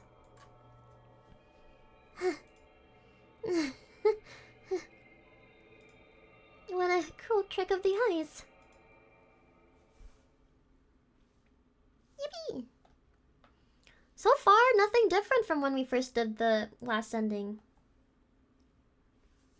But we weren't severing her fate. Okay, let's see how this ends. She stepped out from the master bedroom just as Amelie did the same, right next door. Good morning, Lilika. I was just on my way to see if Sophia has awakened yet. Amelie... Sophia disappeared during the night. I believe she went to the same place your parents went. What? That cannot be right. Don't run, Amelie! Amelie dashed down the hall and knocked quickly on the door to the guest bedroom, which fell open with no resistance. Inside, the bedding was disheveled and her luggage was strewn about. It's not true. She wouldn't just leave without saying goodbye. Dearie me, I'm so sorry. I told you it was a bad idea for anyone to visit, didn't I? Oh, Lilika, this isn't fair. I thought she said we would. She said we'd elope. We'd run off and have a happily ever after. There, come here. Lilika wrapped her thin arms around the young woman, gently patting her on the back.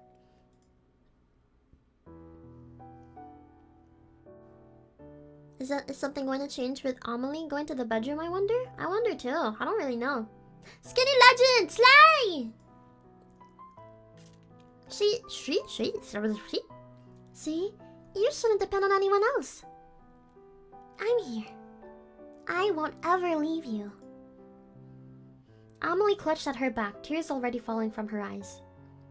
We'll be together forever.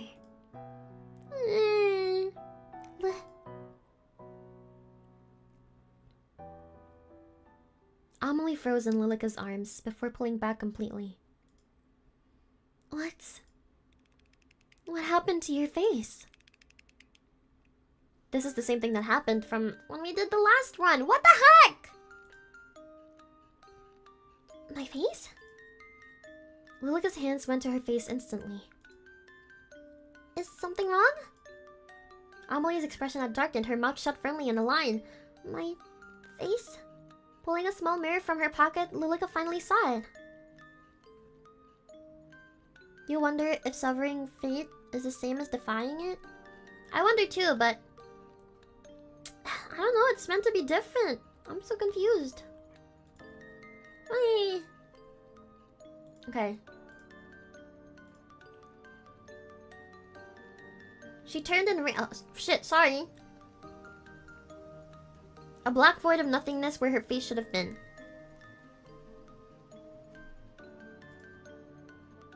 She turned and ran down the hall and up the stairs before Lilika could even call out to her. The void seemed to seep out from her very skin, oozing, leaking out from the wound at her stomach. That disease-ridden hag! Amelie, wait! It's okay! Everything will be... Lilika's hand that reached out towards Amelie fell to her side. At the top of the staircase in this manner, in the middle of a field, far out in the countryside, Amelie stood in an open doorway. A doorway that hadn't been opened to her in more years than she could truly imagine. And inside she witnessed a sight she never should have. Her eyes hollow and her body petrified. Sophia? Amelie, this isn't... Stay away from me! Her long brown hair cascaded around her as Amelie rushed into her bedroom, slamming the door behind her. So there's a murder in your mansion, and you decide to hide in your bedroom? Please. Lilika rushed up the staircase, banging her fists against the locked door. Amelie, this is all a misunderstanding. She wanted to hurt you. I've saved you. She fell to her knees, her fist still pounding on the wooden door. A muffled sob came from within, then silence. The void surrounded Lilika, flowing from her wound and wrapping itself around her body. She curled into a ball. The sound of a chair hitting the ground inside the bedroom was the last sound Lilika heard before...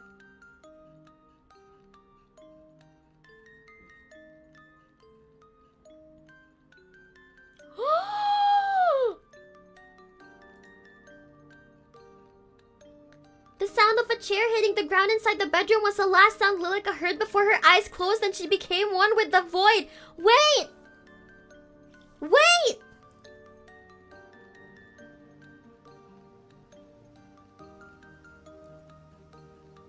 I just understood this just now. Did Amelie... You know?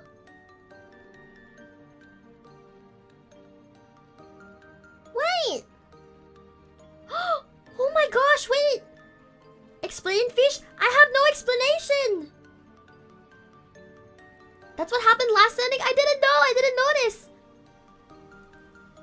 So, she did what happened in the dining room with her mother? Just like any good warranty, bro got voided, bruh. Shut the fuck up. Shut up, dumb, bruh. Right. Wait. Okay. Well, so that's the same ending we got last time, which is pissing me off because I said all that shit. You know what? No. Thankfully, now that all of you know what the fuck is happening, at least you know what, at least you see the tea, right? At least you see the tea. Now we're gonna fucking continue. We're gonna begin again. We're gonna go here. Wait, no. Shit. Fuck. No. Fuck. Back. We're gonna continue. And we need to not sever our fate. Okay. Let's go here. Let's go to our save. Thank fucking god I saved. Oh my god. Okay. I wonder how we get the ending where Sophia went into the room with Amelie. Yeah. Yeah. I wonder how. So, in Sophia's ending, one of the endings, Sophia ran and went into the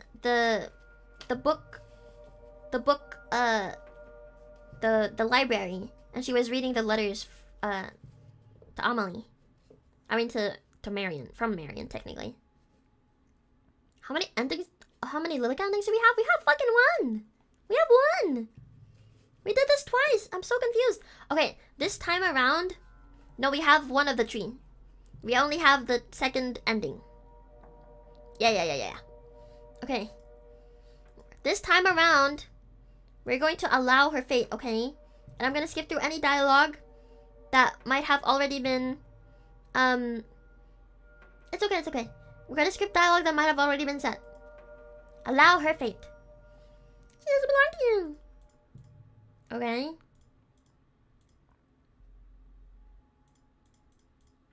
Anything new?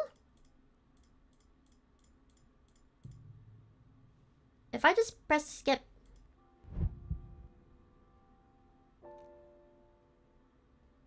Oh, okay. This is the part where... Okay. This was the part where Amelie was like, do you believe that a woman could ever love another woman? Like a man would love a woman?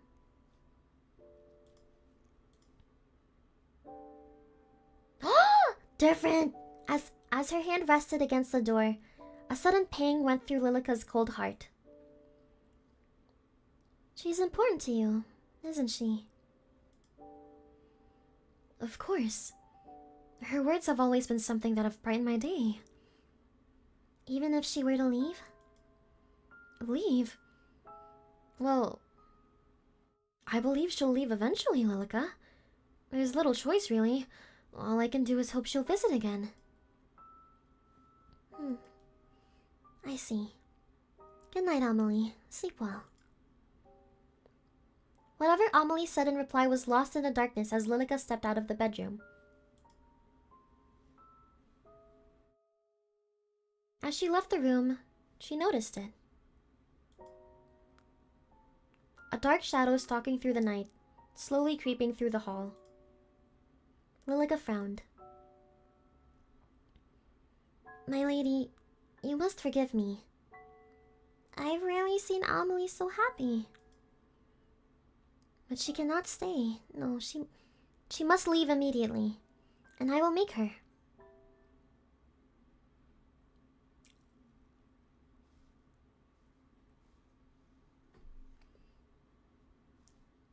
It's different!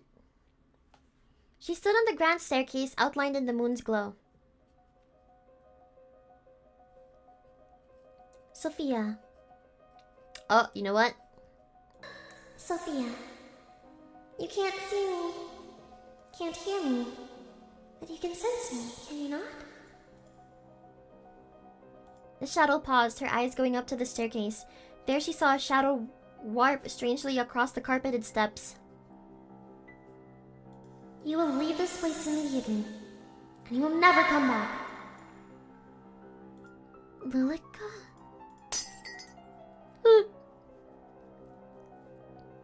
The blonde girl pushed the vase from a step and it crashed to the ground below, smashing into tiny pieces.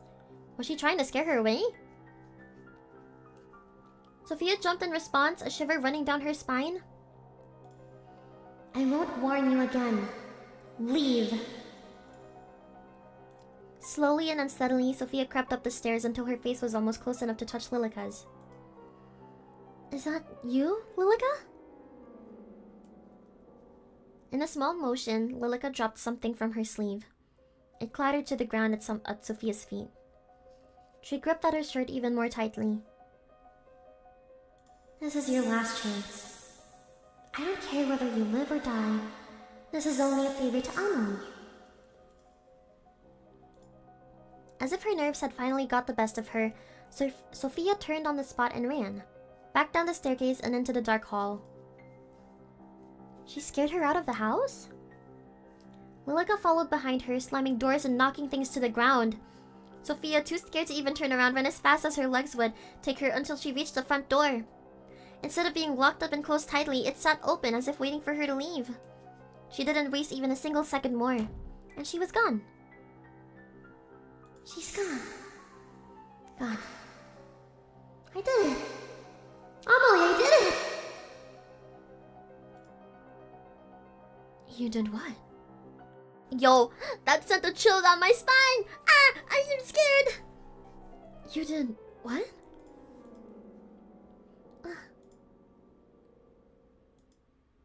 Did you?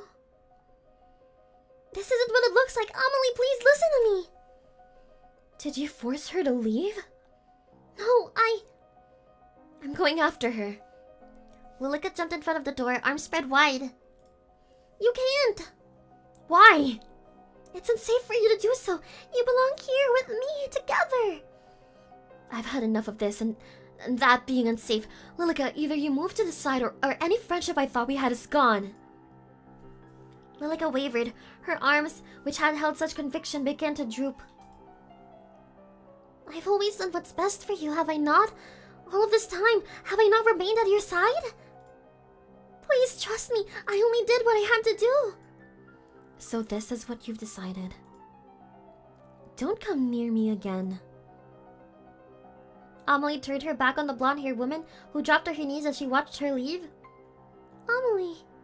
Good night, Lilika.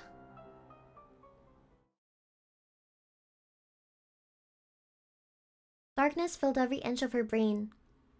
A voice screamed out from inside, mocking her. This isn't right. My lady, this isn't right. Didn't I do the right thing? I let her go. I did her a favor. But Amelie's upset. Oh shit. Oh shit. Whoa!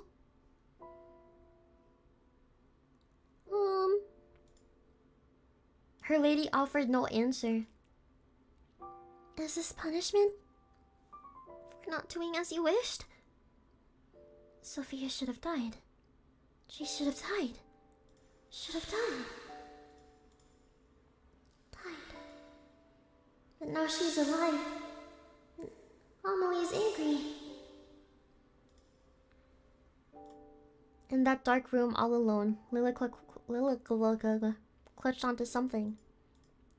Something she kept hidden in a closet, away from any prying eyes. She held it tighter. Its green dress fell apart at her touch.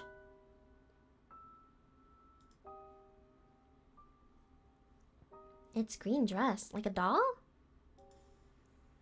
Can't you make this all better again? Can't we make her forget?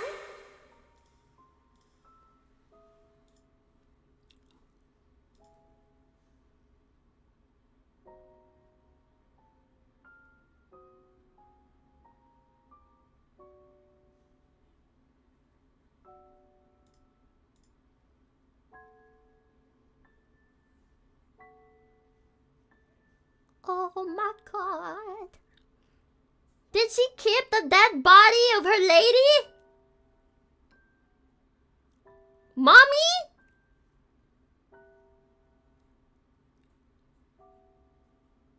Mommy? Her forehead fell down and rested against the other person's shoulder? They remained silent? As they had been for many long years? You thought we already knew that with the skeleton? No, no, no! She kept this in a closet! She kept this in a closet! And remember, when they did the deed, there's only 2 corpses. It was Lilika's original corpse and the Lord of the Manor. Did she keep the mommy in a closet? What the hell? As they had been for many long years. Yo! I'm sorry. I'll make it all better. Better? Better? Better? Better? I'm sorry. I'll make it all better. We can make her forget. Can't we? Can't we start again? Just like before. We can start again. Lilika stood, placing the skeleton of her lady carefully back in the closet. Yo! Yo! What the hell? Oh my god! What the fuck? Wait! Wait! Keep waiting for me. I promise. I'll make everything right again.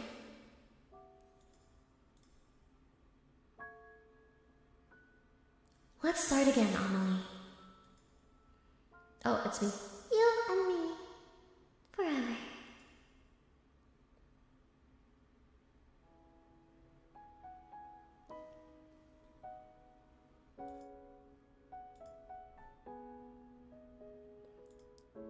What?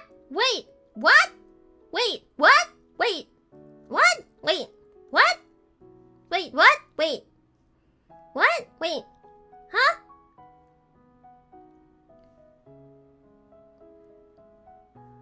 What the heck? Hi, Cor! Sorry. Hi! I'm so confused, guys. My brain is about to implode. I'm confuzzled.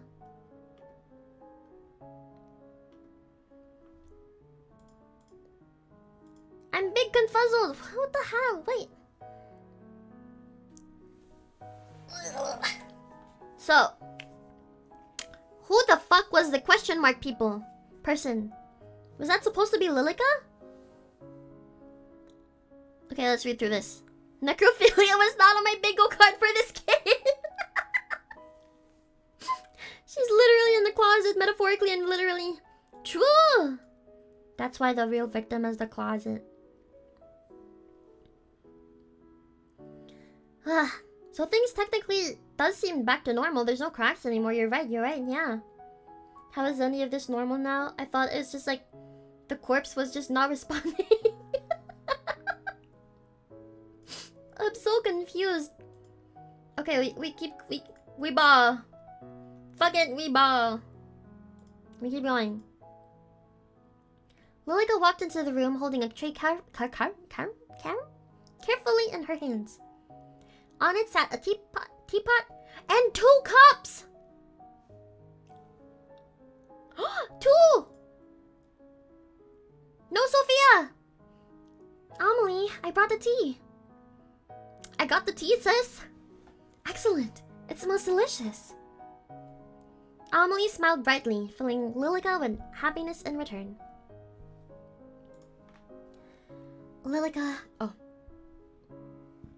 Bleh. Burps. Lilika, may I ask you something? Of course.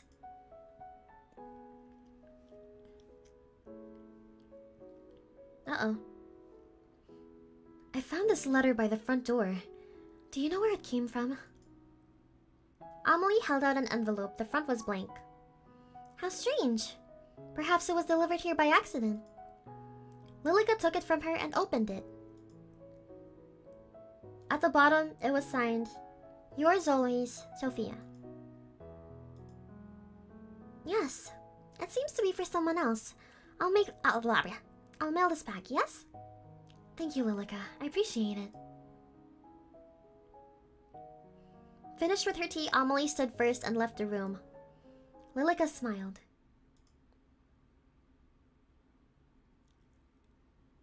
From under the table, she pulled out a stack of envelopes that seemed to match the one Amelie had given to her.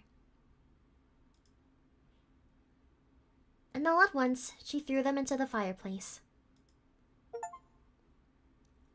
Goodbye, Sophia.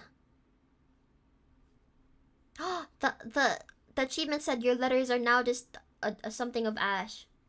Goodbye, Sophia.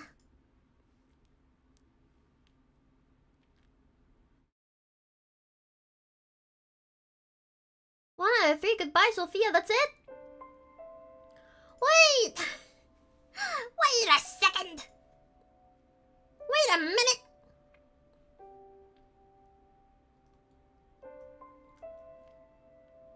Wait a minute! Then how?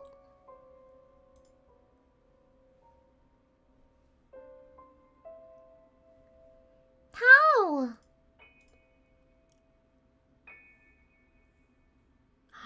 I wonder if ending 3, Amelie and Sophia actually elope.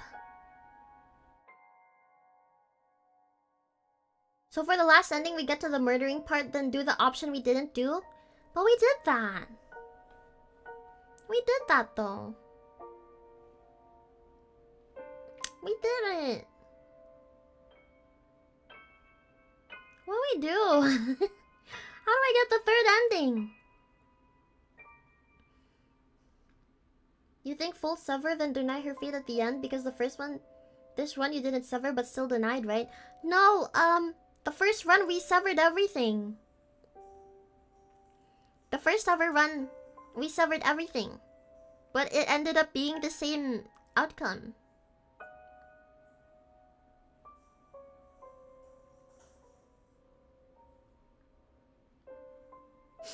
I'm confused, guys. Oh, so we sever everything? Wait, hold on. Maybe it's something where now that you have the other 2, the 3rd unlocks? Oh, maybe. When she bangs on the guest room door, allow her fate.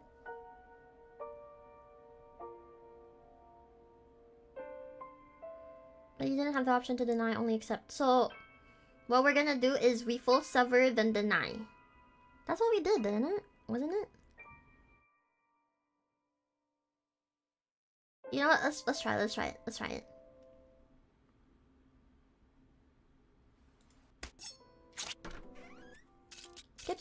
Skip.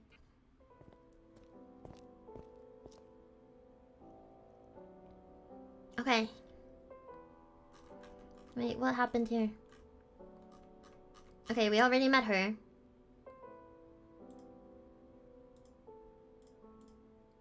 Do we sever her fate here?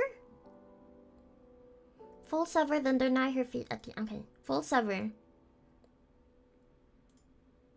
And we skip. Wait! Wait, this is new! This is new! Amelie, I have something to say to you. You are my very best friend. Did you know that? Wait, what were they talking about? Okay. It was them before the kitchen thing. I feel the same towards you, Lilika. And as such, I feel the need to be truthful with you. You appreciate the truth, don't you? Of course. I trust your judgment very much. Is something the matter?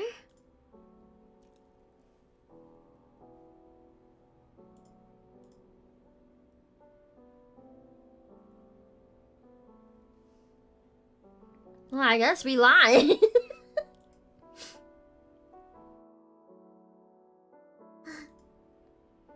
Your mother contacted me. She believes they'll be able to return shortly. Yo! Oh, Lilika, this is wonderful news! Indeed, she was very excited for me to pass on her message to you, but...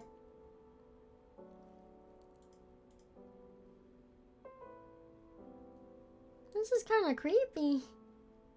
Keep lying, I guess. Well, she wasn't pleased to hear that you had someone visiting without her permission. Oh. I thought she'd be delighted that I had invited a friend.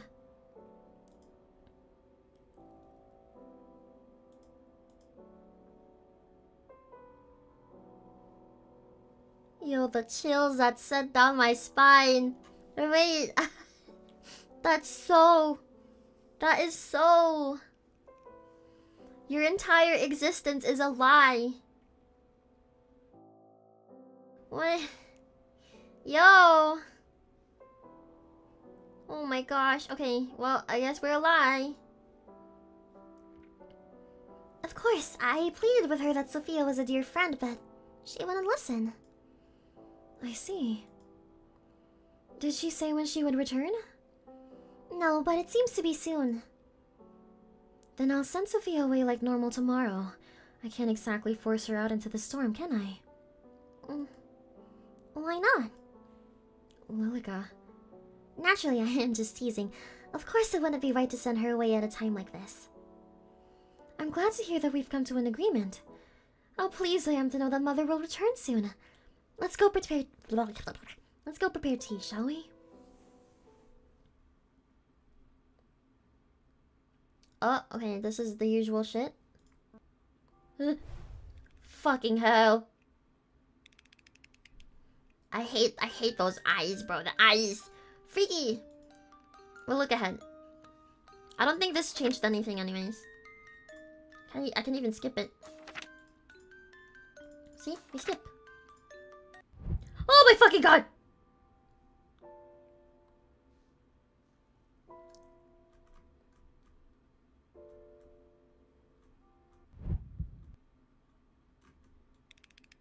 Oh, okay. Guys, this was from the first thing when she reads it. Sorry. I skipped ahead, but I shouldn't have. You want me to get rid of the disease? Is it right? I do anything? Yada yada yada. And then she's trying to light the matches, and then she's here. Okay. And then she's like, Amelie, I think it's best you send her home post-haste. Well, why would I do that? For all you know, she brings with her the plague. Sophia says it's not safe to travel. You say my mother is returning soon. It should be perfectly fine, don't you think? And what if she lies?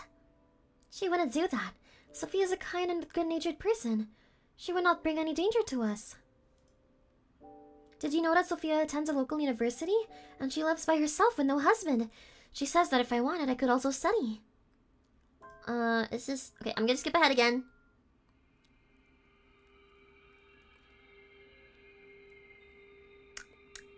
Okay! I'm gonna save. Do we sever her fate again, guys? What do you think, chat? Do we sever again? Do we sever? I think we sever, right? That's what we did last time. Yeah, okay. Skip ahead again.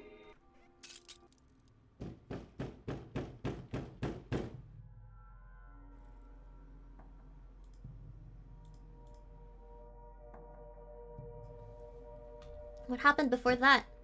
Oh, that wasn't a new thing. That was just like if we were to do the thing with Amelie, remember? Oh, for those that didn't... Oh, I can't go back anymore. Sorry. No more.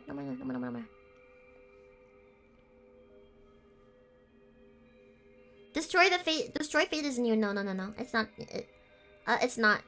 When you... The first run we did, when we full sever fate, destroy the fate was the only... Oh no, you're right! You're right! It was either deny her fate or accept her fate. And now it's destroy her fate. Guys! Okay. We skip ahead. Oh shit, that was the wrong button. We skip. Destroy her fate! Should I read this out? Let's read this out. She doesn't belong to you. Lilika? Is it the same thing?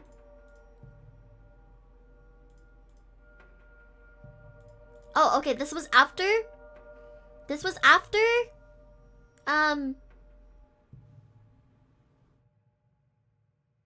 After they had the talk in the bedroom. Skip! And then again. This was when they were going to sleep. Good night, Amelie. Sleep well. Tomorrow, everything will be better. Lilika stepped out of the bedroom, shutting the door softly behind her. Uh-oh. The hall was still dark, with only a few candles to light her descent. It was quiet. Everything was asleep. The eyes that followed Lilika wherever she went were closed. The voices that crept up from between the floorboards were silent. Somehow, that only made Lilika more uncomfortable. But that didn't matter. Not now. She knew where she was going and what she must do. She inched closer and closer to that door. That door that held behind it a sickness named Sophia. It was closed tight. Lilika raised her hand almost as if to knock, but instead pushed it open and entered.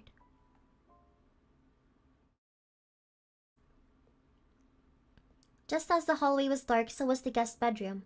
The lantern had been blown out only a short while ago. No sound came from the bed. All was still. Lilika crept closer. Closer and closer, until she stood over the bed like a shadow. The woman underneath kept her eyes shut tight. Her face was calm and serene.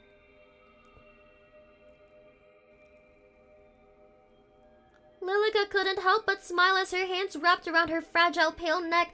Her fingers dug into Sophia's flesh so soft and easily bruised.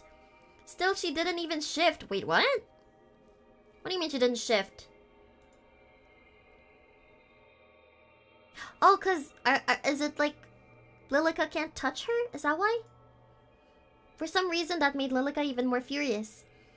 But as the young woman named Sophia lay as still as a statue, her mind wandered back to another that had once done the same in this very house. Oh. A young woman who had left Amelie in Lilika's care, who had only wanted the best for her daughter, had only wanted for her to be happy. The problem is she'll leave. That's the problem, isn't it, my lady? Oh, this is the second Sophia ending. Yeah. When she woke up and Lilika was over her. The cold fingers slowly unwound from Sophia's throat. That she'll even take Amelie away. But if she stays, then won't Amelie be happy? She'll be so happy. Always, forever. And then maybe you can...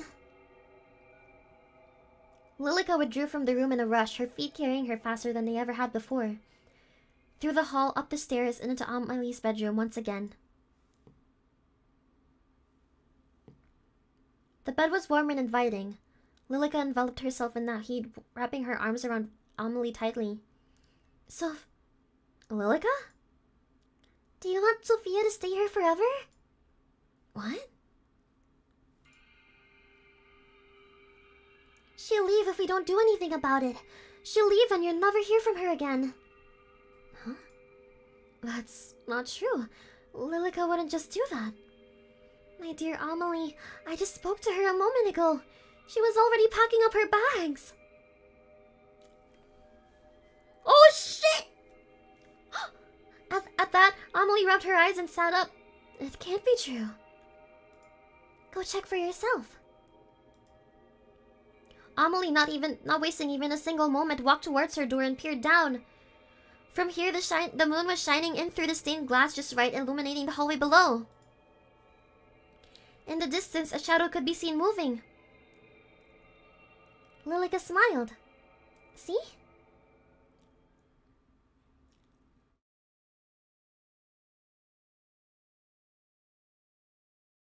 Lilika picked up a toy doll that still sat on Amelie's bed. A relic from the past. Its straw-colored hair almost seemed to stand on end.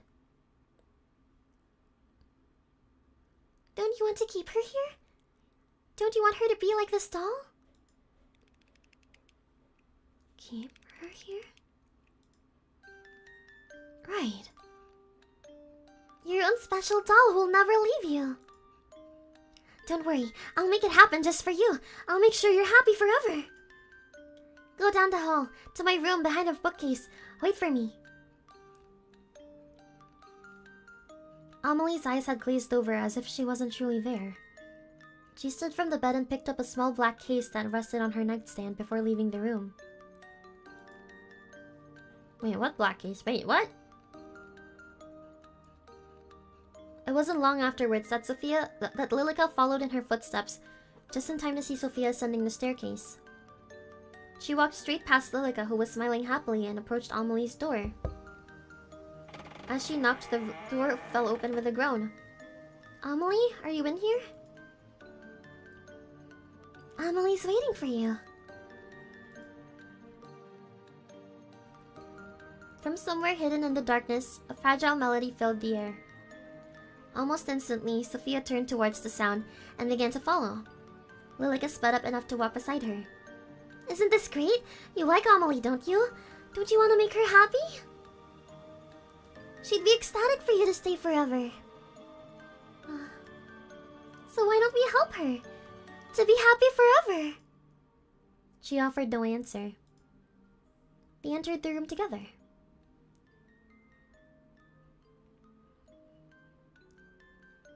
In the center of the room, surrounded by candles, Amelie sat, her skirt fanned around her. Spread out over the floor were piles of letters. Upon closer inspection, each was filled with words that had been crossed out and signed, with yours, Marion. Amelie, are you awake? Her eyes were shut tight, yet her hands moved enough to play the sorrowful tune. Please listen to me, Amelie. Lilika is... She isn't... I am not what?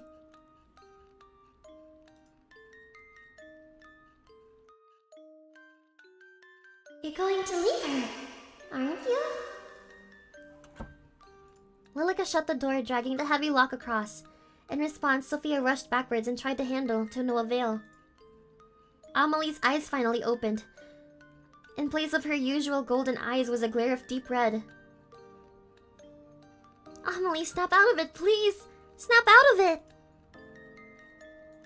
You want to take her away? Amelie, please! One at a time, Lilika blew out the candles on the floor. The room was plunged into darkness. Amelie fell forward, her body exhausted. It's nice to meet you, Sophia. I'm sure we're going to have a fun time living together. Since you'll be staying with us after all, right?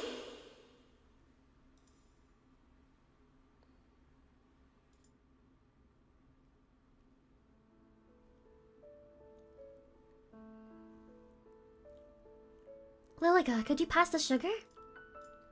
Of course, Amelie. With a smile, Lilika pushed the sugar across the table towards Amelie. She picked up the teaspoon and dropped a single cube of sugar into her tea. Would you what? Would you like one, Lilika? No, thank you. Just being around you makes my tea sweet enough. And you, Sophia? You're awfully quiet today. I'll just give you one. Next to Amelie sat Sophia. Perfect and pristine. To Amelie's eyes, at least. But Lilika saw the truth. Her flesh convulsed and pulsated, and her eyes bulged from what was once her head. The shape of Sophia was gone, and in its place was a mound of a person who used to be. Lilika smiled. You know she likes sugar in her tea. There's no need to ask. You're right. I'm so happy. Sophia, Lilika, you're both so important to me. Thank you for being by my side. Anytime. Isn't that right, Sophia? From now on, it's just the three of us. Oh, don't show a picture, don't show a picture. Oh, that was it. The three of us.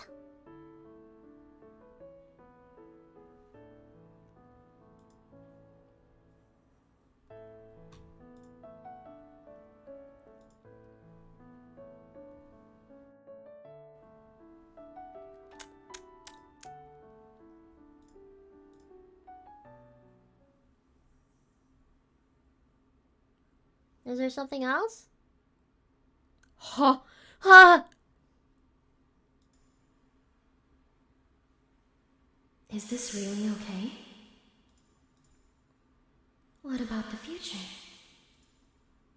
Should you try again?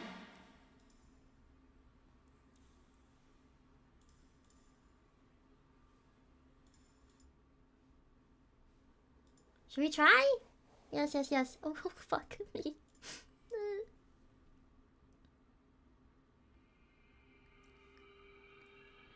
The room was dark. Amelie had long gone to bed, leaving Sophia alone in her room.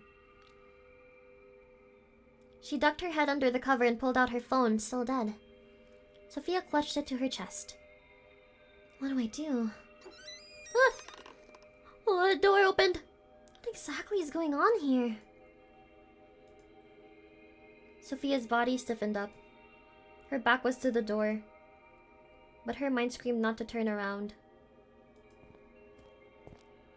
Footsteps crept up, closer. Closer and closer until... Stay away from me! Ah! Sophia threw her bedding at the approaching person and jumped to her feet, ready to run. But the person she saw collapse to the ground was not the person she was expecting. Oh my gosh, Amelie, I'm so sorry! Sophia knelt down, quickly helping the brown-haired girl to her feet. It's quite alright. I didn't mean to scare you. I apologize.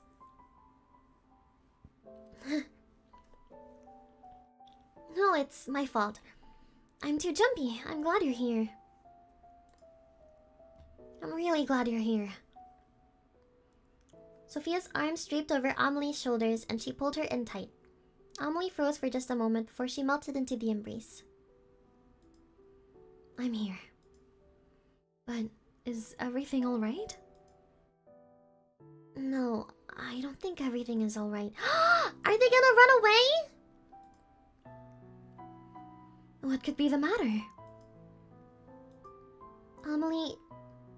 My phone died as soon as my cab approached your house. Do you see? She pulled out her phone, showing her the black screen. What exactly is that? Huh? My mobile.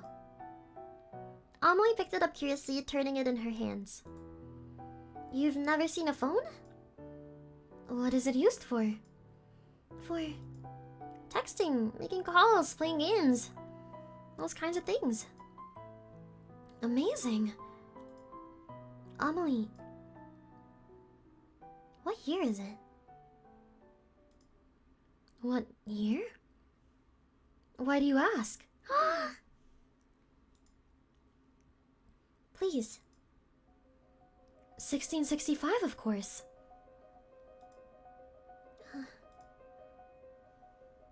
Sophia took a step back from Amelie. What is it? Amelie, This makes no sense. Lilika, this house, you... Amelie, it's 2021. What? Sophia, that's preposterous. Oh my god. She fell back onto the bed, her legs not able to hold her up any longer. Oh my god. Amelie, you're not joking. You're really... Are you feeling unwell? Maybe you need to get some rest after all. Amelie, please listen to me. Out there, the world has changed. We have phones, cars, computers. We don't need a husband. We don't need permission to buy a house. You can go to school, get a job, do whatever you want. I know I probably sound crazy to you right now, but please, I'm telling you the truth. You're trying to tell me that nearly 400 years have passed and I've been stuck here? How would that even be possible? I don't know. Amelie, how long have we been writing to each other? Well, I don't know. It's been 5 years. I need to find Lilika. She'll know what's going on here. No, wait! You can't ask Lilika. Why not? I can't see Lilika, Amelie. I haven't seen her once. But she's been here from the start. I've only seen you in this house, Amelie. Something's going on within this house that has kept you stuck here. And I think she's the one that's done it to you. That can't be true. Then why don't we find out together? How? The master bedroom. Lilika was the one who said you couldn't enter, wasn't she? Please. Sophia reached out her hand carefully. Amelie stared at it, unsure before deciding to take it. I don't understand what's going on, but I trust you. Let's go. Yo, is this like a boss fight? The hallway was dark with no sign of Lilika anywhere. If she appears, then tell me, okay? Okay. Hand in hand, the two quickly walked quickly through the hall and up the staircase. There they stood in front of the master bedroom side by side. Their hands were sweaty. No matter what's in here, I'll be by your side, okay? Amelie offered no words, instead just squeezing Sophia's hand tight, gently.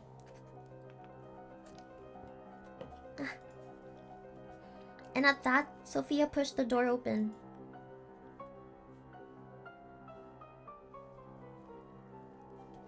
Just like the rest of the house, the room was dark and quiet. Only the moon shining in from the dirtied window guided the two in.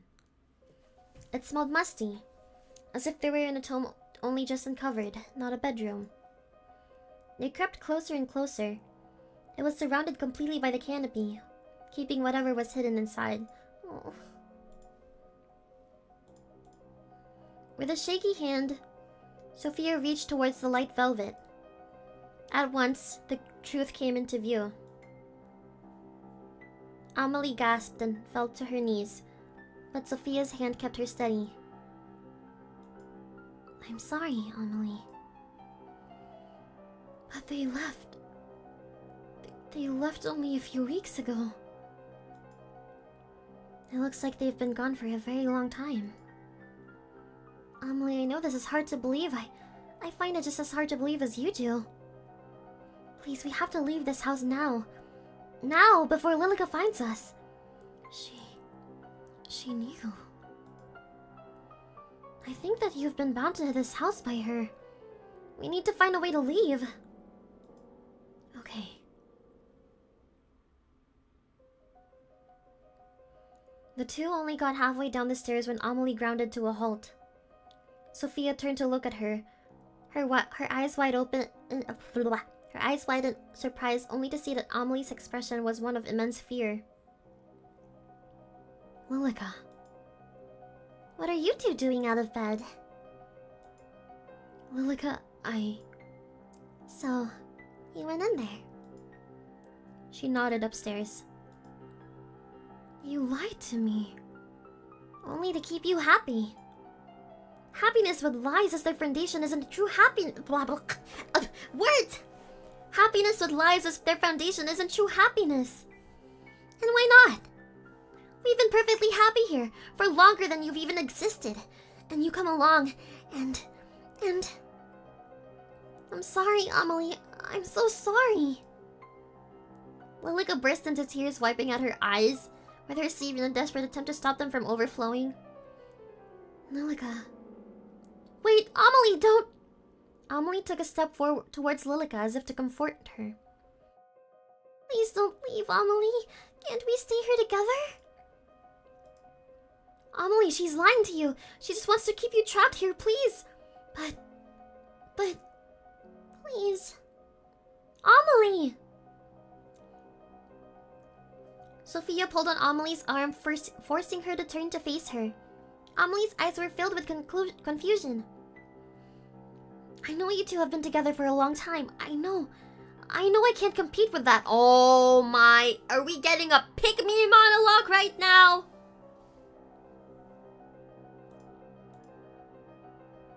Girl, please. But I want to give you the life you deserve. You deserve to be free, to live, to experience everything you've missed out on. Not to be stuck in time here forever.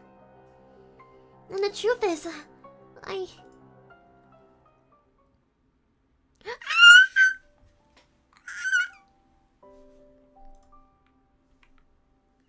my god!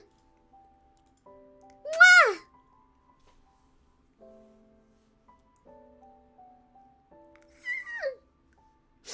Yuri! It's real! It's real! They finally kissed! Oh my gosh!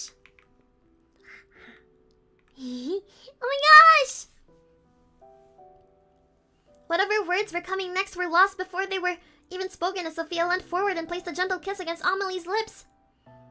The cries from below extinguished in an instant as Lilika watched on in horror. But just for a moment, the rest of the world melted away, and all that existed were the two of them. Amelie and Sophia. Amelie closed her eyes. The sensation was new and foreign, yet not unwanted. Butterflies were let loose in both of their stomachs. Where they connected, heat spread throughout their bodies. And then Sophia pulled away. The truth is, Amelie, I've liked you for a very long time. And even if you don't like me back, I want to help you. I want to help you live again. Amelie, don't listen to her. Okay. A decisive smile came to Sophia's lips. She had no time to dwell on a sudden kiss, nor her confession that would usually make her feel so nervous she'd be sick. All she had time for was to escape. Her eyes went down the hall, where an enraged Lilika stood in their path. The windows were bolted down, unable to be opened. There was nowhere at all to escape. That is, except... Do you trust me? I do. Sophia didn't need any more confirmation. With Amelie in hand, she turned, ran and jumped. Oh! The glass shattered as the two girls hit it hard. They fell, surrounded by the shards until they hit the ground below.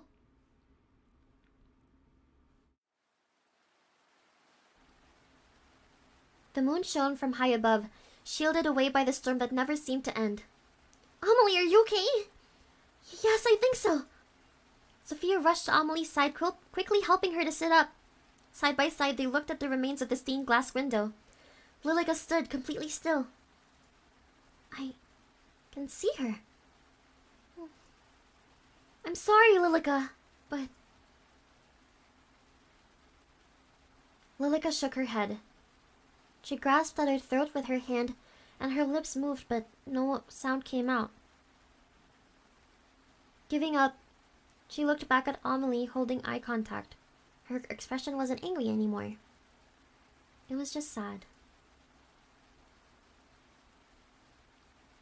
She lifted her hand and waved a slow and small motion before she crumbled to dust on the wind. It stopped. Lilika. It seems it wasn't you bound to this house by her, but the other way around. What am I meant to do now? Amelie, you're free. You can do whatever you wish. Sophia, exhausted, once again wrapped her arms around Amelie, who returned the gesture almost immediately. There they embraced under the now free moon.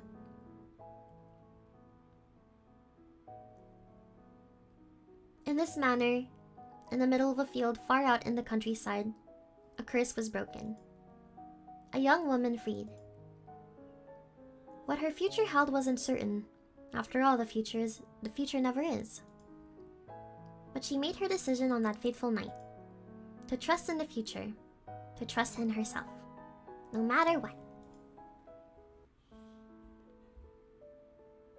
Aww.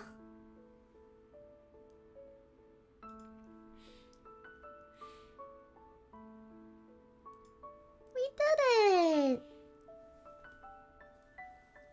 Happy ending! That's kind of sad, though. Aw, that's kind of sad for Lilika. That's kind of really sad.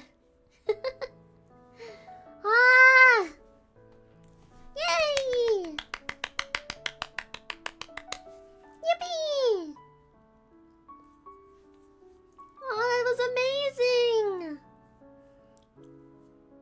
Oh? There's more! Amelie, I'm back from my class. Sophia, quick, come here. Is something the matter? No, look! Amelie held the phone screen up to Sophia, who just laughed in response. You got a 5-star character in that game you like? Isn't it amazing? All I had to do was insert the numbers on that card you gave me.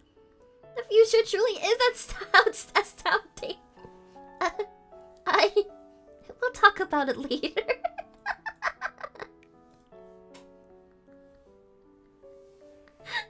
She spent on gotcha. Oh wait, I love that. That's so cute. Oh, what's this? I'm not sure. It was slipped under the door while you were out. Uh-oh. A plain white envelope sat on the coffee table. Nothing on it identified who sent it or who it was addressed to. With little concern, Sophia opened it up and pulled out a letter. But the words may as well have been a different language as she could not read them. Her eyes went straight to the name at the bottom of the page.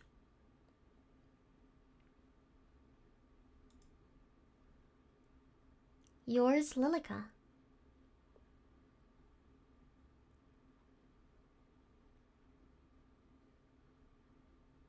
Yo!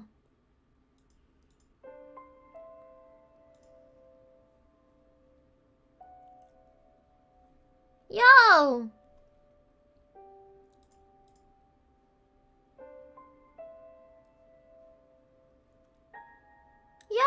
No!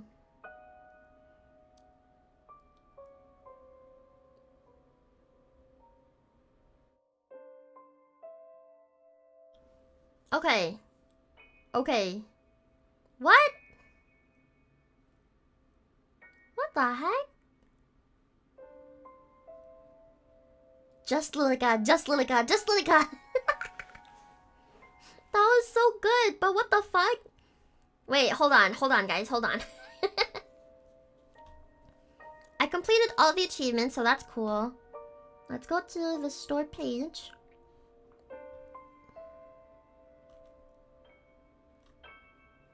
See what's going on. See if there's like a... if there's a sequel. So before I say anything, by the way, guys. Again, the developers for this game is 2.5 Studios, and they're the same people that did A Date with Death. And they have a lot of visual novels. And next week we might play another one called Start Again. That one's BL one. That one's yaoi. But holy shit. There is no sequel to this. That's it. That's the end. You can't wait for me to voice act more? How am I gonna voice act dudes? Yeah, bro. Like, I'm so totally in love with you, bro.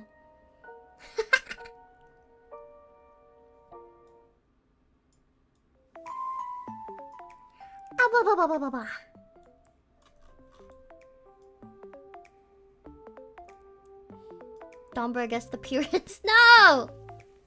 I don't want Domberg getting in the way of my yaoi. No! That was a perfect dude impression. Yeah, yeah, dude. Yeah. Yeah, bro. That's like totally wicked, bro. That was so fun. Holy shit. That was such a great game. Okay, so again, thank you. You did great today. Thank you for all the voice acting and going through all the endings. Of course. I am so happy that you guys are interested in this game. I'm so happy to be able to show it to everyone. Actually, I found out something really crazy today. On Twitter.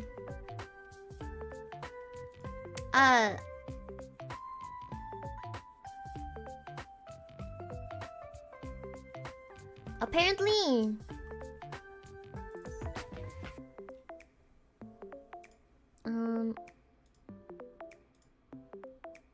yeah, okay. Apparently, the person that did the Japanese localization for Amelie followed me. Apparently. So that's really cool. And they said something like, I couldn't translate it correctly because it was in Japanese, but they said that they would watch my stream even if it's in English because it's Amelie and they think it's fun. So,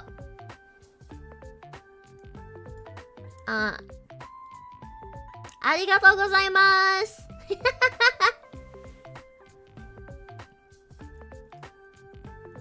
Arigatou gozaimasu!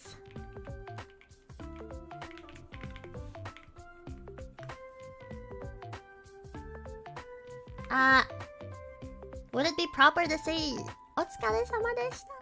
I don't know. Thank you for your work. But yeah, so that's really cool. Okay. That's pretty much it for this game. Yippee, guys! Yippee, yippee, yippee! You think the most proper would be an...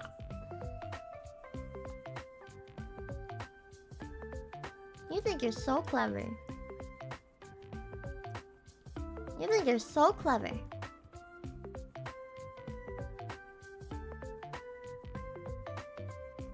You think you're so clever. You do think you're so clever? You think you're so clever.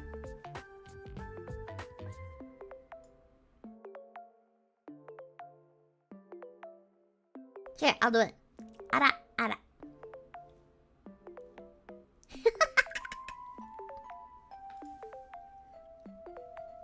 That's not proper. The most appropriate one would be ara ara. Ara ara.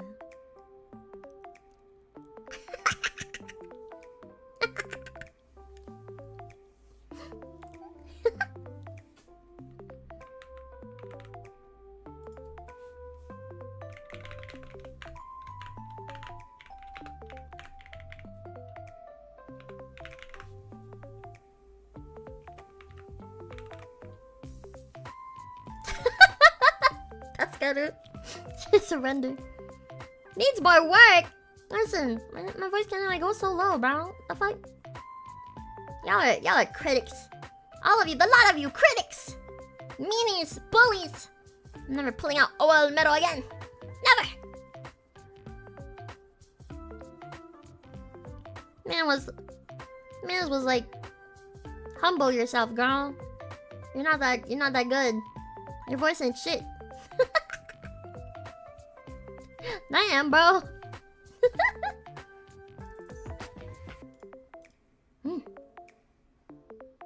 You always prey on your lost art Reddit mod cosplay from the little mean outfit.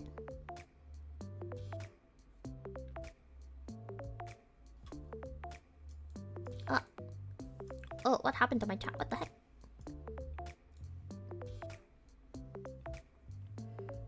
You think he means I need more practice, so I should totally say it more?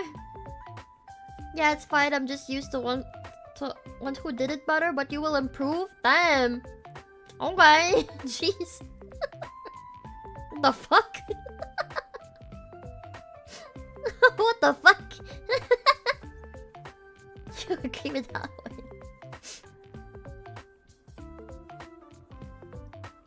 one? Okay. If you say so.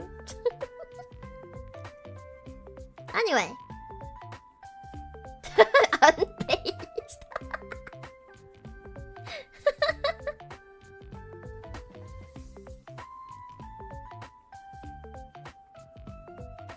Anyway, what time is it?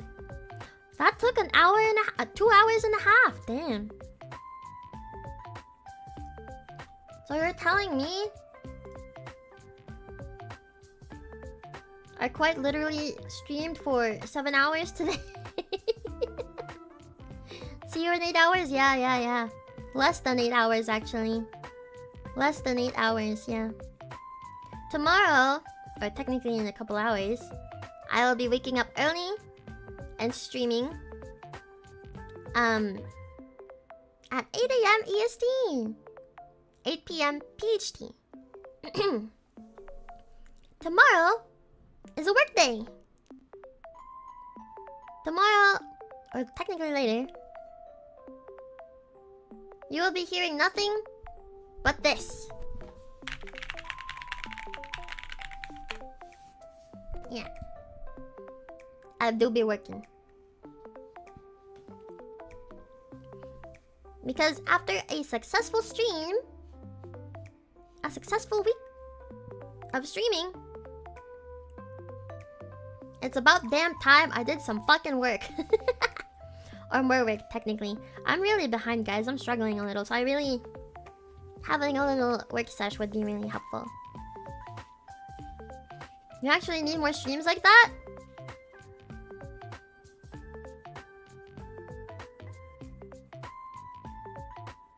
How about you go watch streams where they say Ara Ara better than me, huh?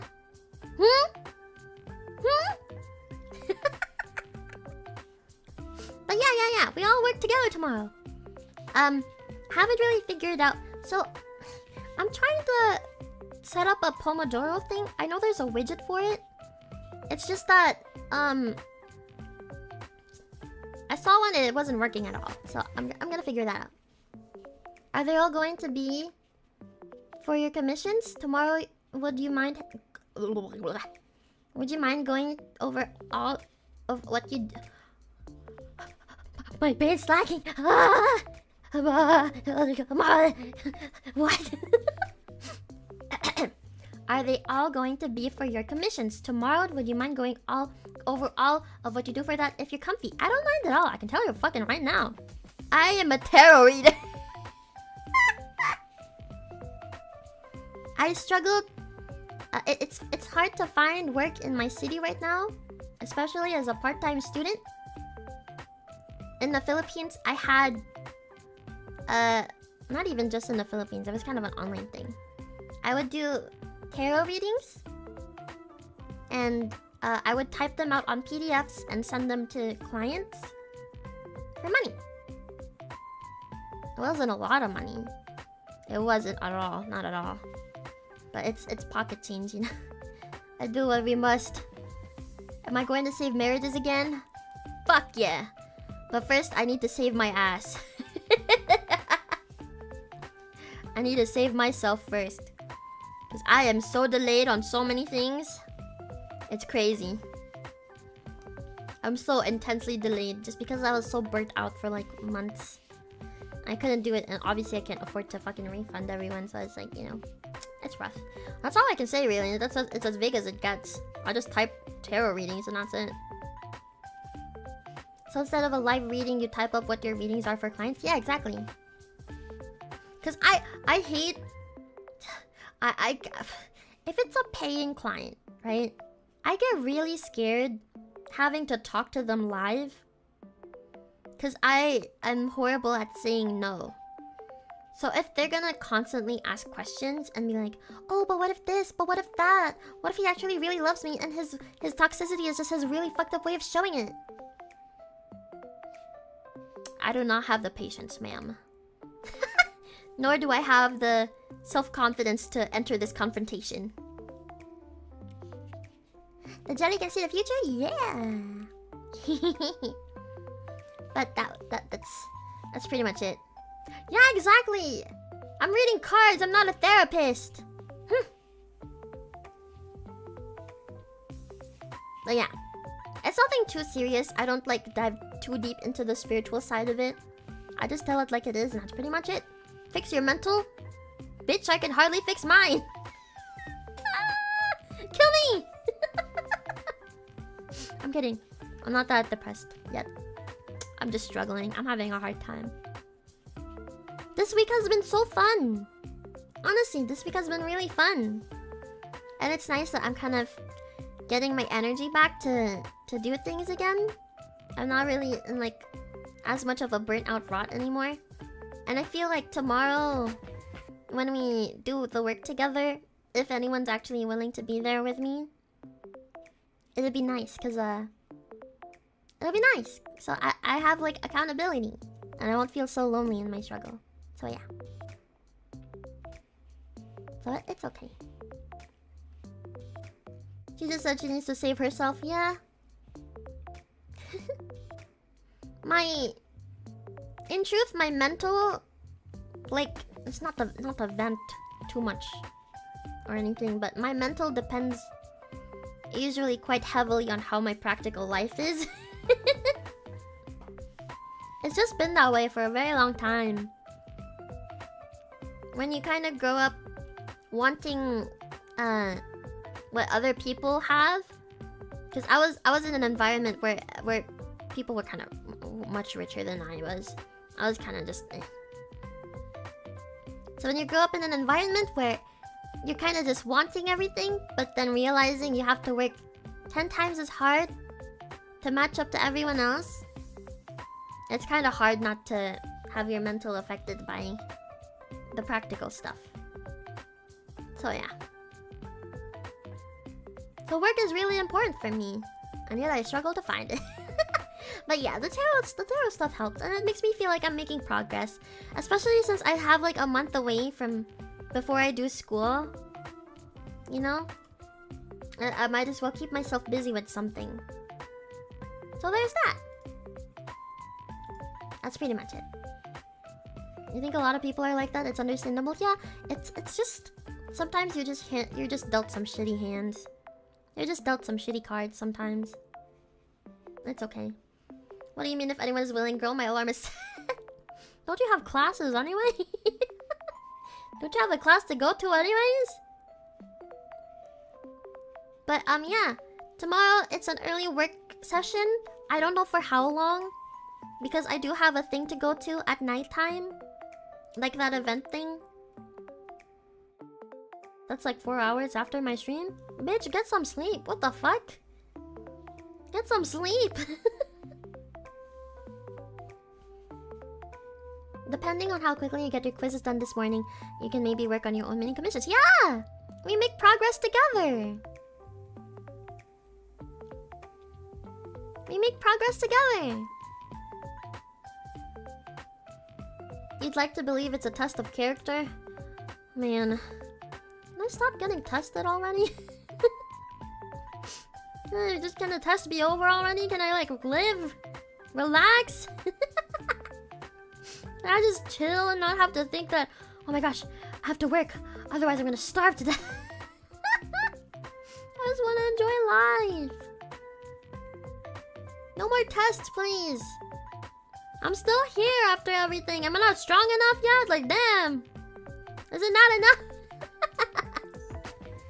You hope the event goes well. Thank you, thank you. It's just a chill thing. It's not really work. It's more like I have to show up, you know. You'll be working yourself, so you probably won't be able to tune in. That's okay. Hope you have a great morning, though. Thank you, thank you. It's okay. I will never hold it against you guys if you miss a stream, guys. It's okay. I really don't mind. It happens. Hi, One. The feast continues.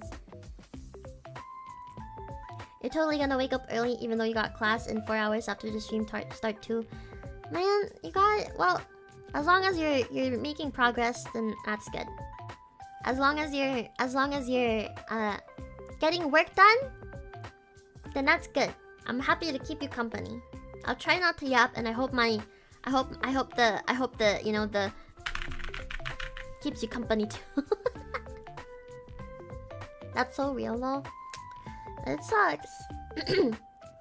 Please, she's holding my hand at knife point to watch all her streams. No!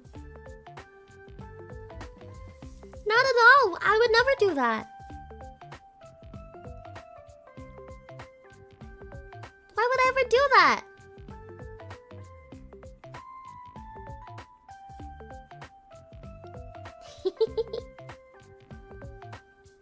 You admit you'll miss streams at some point? You still hope the best for all of us? Thank you! It happens. Life happens, guys. It's not like you can devote every single bit of your time to VTubers and stuff.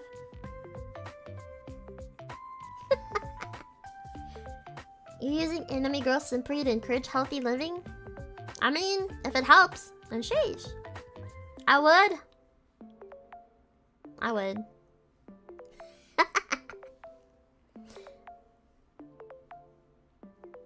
What isn't?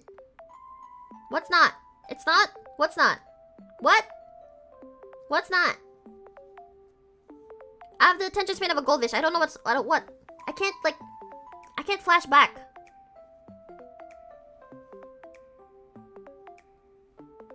What's not? Explain. Dedicating your whole life...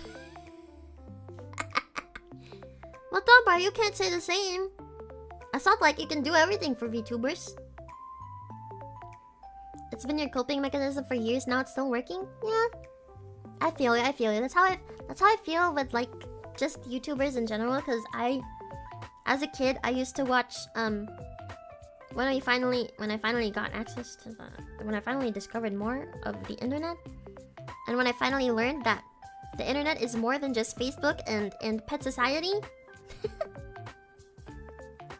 I discovered YouTube, and I discovered PewDiePie, and Markiplier, and Jacksepticeye, and other content creators.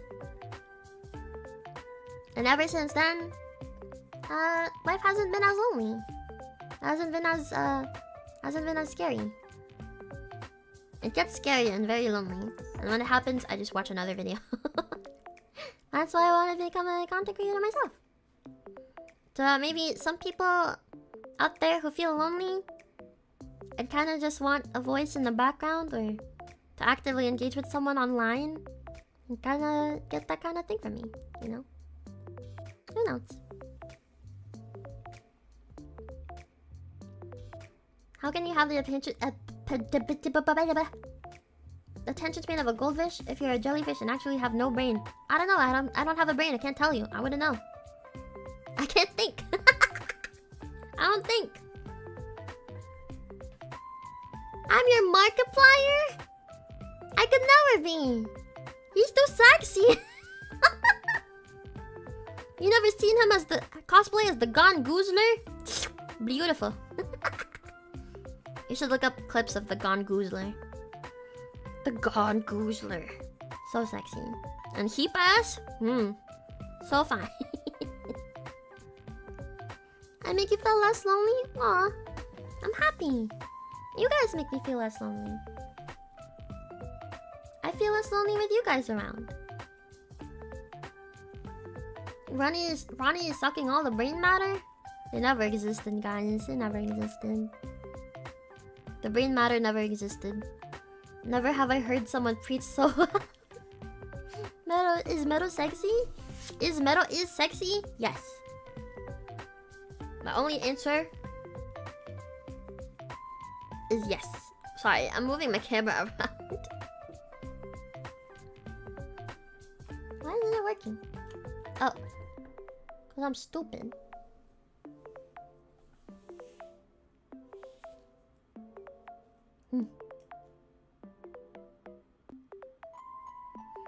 Now imagine 20, 30-year-olds at their PC to ruin the illusion.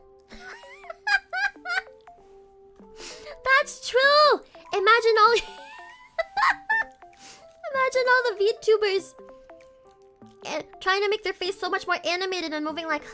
Oh my gosh, guys, that's so, like, amazing. Like, look at this game. Wow, pew, pew, pew, pew. And it's just regular people moving their heads around everywhere. It ruins the barrier for me when I think about that. And it's like, well, you're kind of just people too. It's so funny. I'm 50 years old, it's true. Apparently, I'm 84 years old. The Sea Bubbies have decided that I am 84 years old. Your immersion? Fuck your immersion.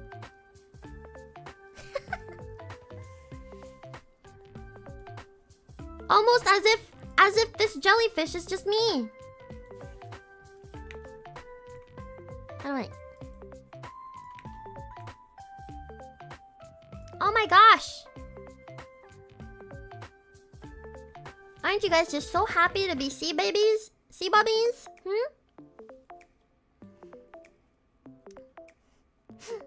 It's so funny imagining people making the faces their models do. Yeah.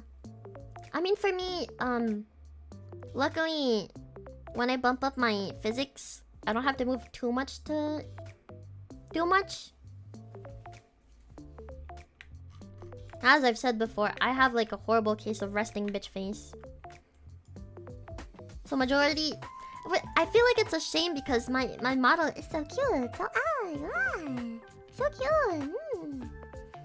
But then sometimes I'd be gaming and it's just...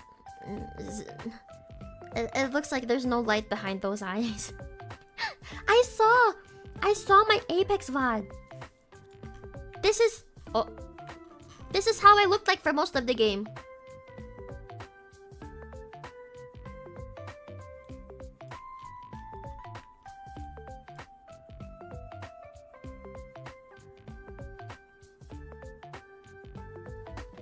That's how I looked like for most of the game. Just...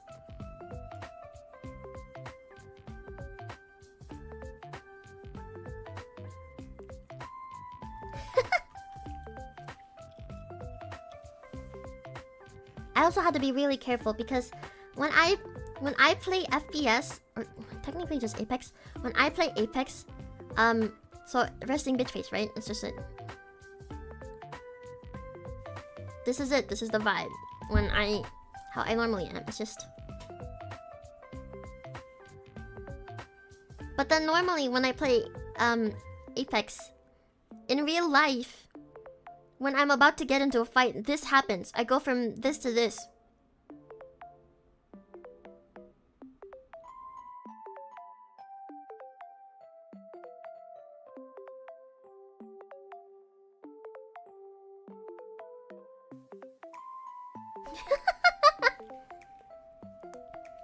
And it's so funny to see it in person because I filmed myself doing it once. I was recording myself playing Apex. And then you can just see my eyes go from to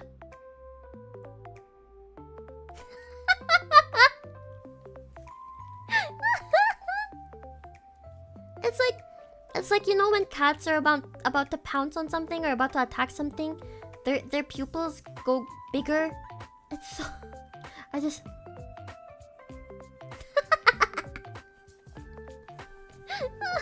It's my lock in face. Yeah, it's when I fuck the lock.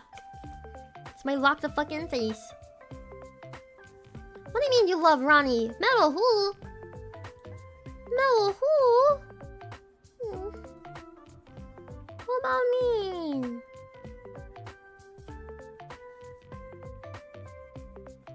Man. Am I not your Oshi anymore? Is it just Ronnie now? You not want Mero anymore? Fine, no more Mero. It's just Ronnie now. Just Ronnie now. Hey guys! Here's my stream now. This is my stream now. Hey guys. Thank you for coming to my stream. It's almost been 3 hours. We've been streaming for 7.5 hours.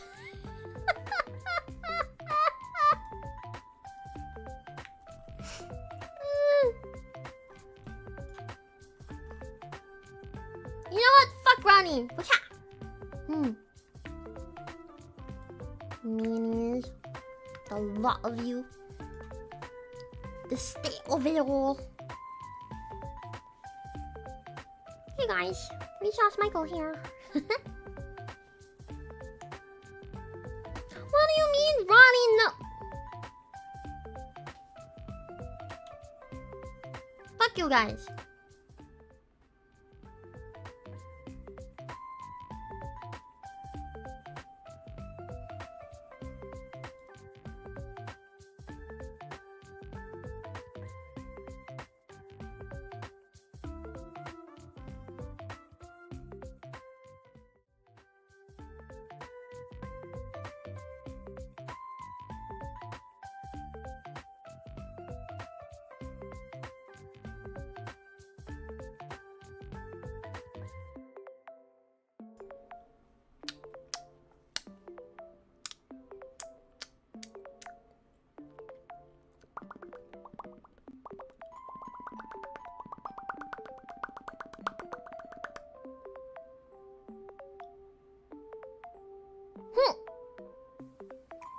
I'm never pulling Ronnie out ever again. No more Ronnie. Fuck Ronnie. Little shit. Useless piece of shit. You think he's so cute, but guess what? He is so dumb. He is so dumb that when everything in the past happened, the gods were like, you know what? This little shit kinda needs extra help. He needs assistance. So they turned him into an actual fucking jellyfish. Do you know how pathetic you have to be to get all of that entire plot line and be turned into a fucking jellyfish? Pathetic! It's so funny when you lean in while so close. Oh, sure.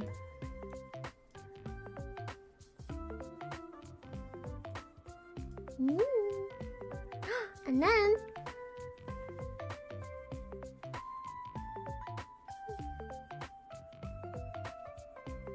I'm your Oshi, right? No, Ronnie? It's me, right? Please?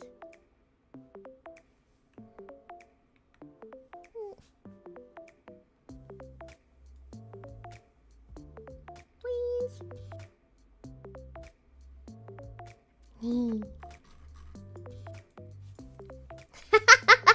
What do you mean stop using expression? Cheater! What do you mean? What do you mean? What do you mean? It doesn't matter. I'm all in your head. I'm just a figment of your imagination. I'm just pixels on your phone.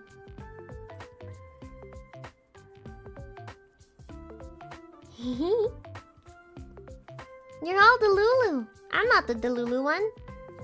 I'm just part of your delusion.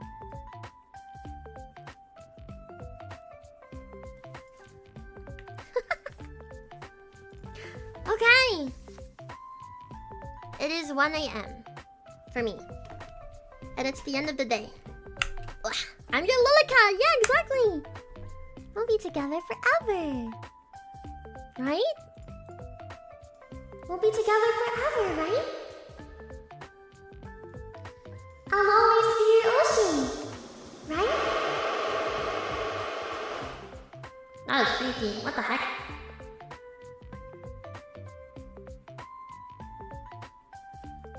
Okay. You thought LILIKAAAA was the cutest one? Yeah, me too. But the art style is so specific, right? I really like how they did the eyes for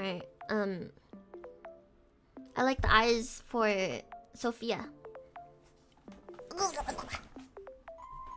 Sophia's eyes were really pretty. Okay. It is 1 a.m. I'm about to end my day. Kind of technically. But there's one more thing I forgot to do. A couple things really. So again, at the end of the day, it's always nice to look back at everything.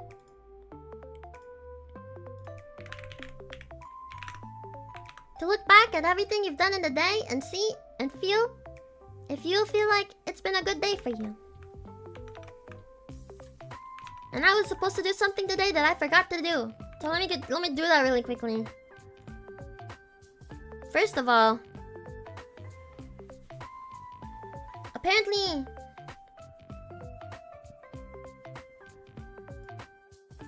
I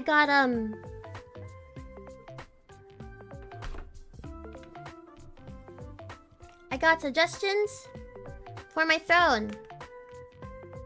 And I have to put that on. One of them is a fucking office chair. One of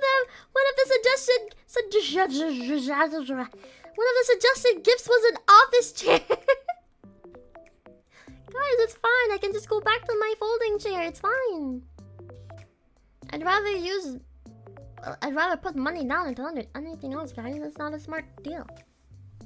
I need it in Soprano. So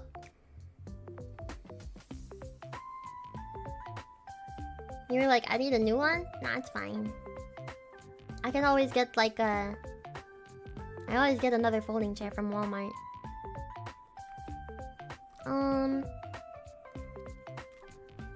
I found the ukulele that I had from the Philippines.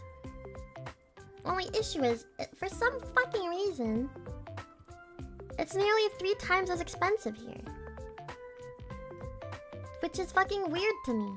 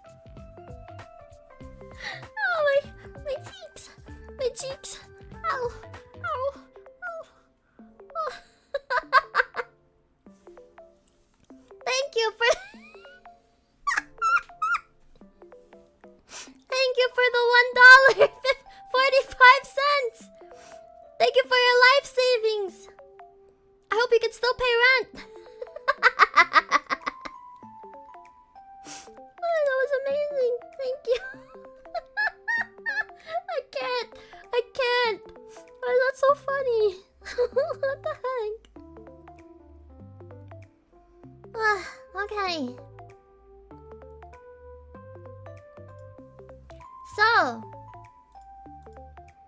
I found something really cute today on the Amazons.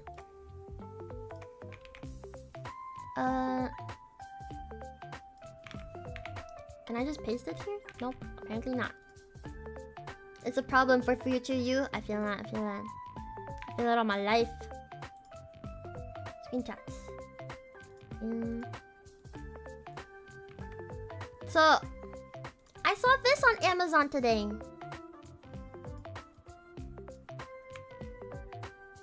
Look at it. It has a little dolphin at the bottom. That's so cute. I feel like it would fit, right?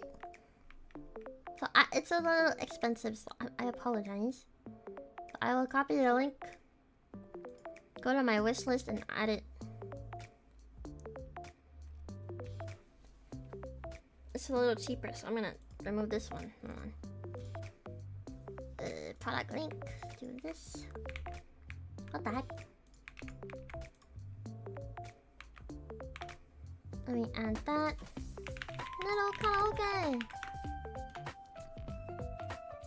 So if I ever get blessed enough in the future to get this, I apologize. I mean, I thank you. Why apologize? Why do I say sorry all the time? So I put that there. Okay. And then someone said it. Why a 3DO, guys? I understand that you want ASMR and stuff, but like, isn't a 3DO like really expensive? Isn't it like really expensive? Wait, let's see. 3DO. Oh heck. Ah heck. I do wanna also what the fuck? I just saw a Space Pro free Space Pro 2 version and it's fucking $4,500. That's not worth it, buddy. Why is this $1,000?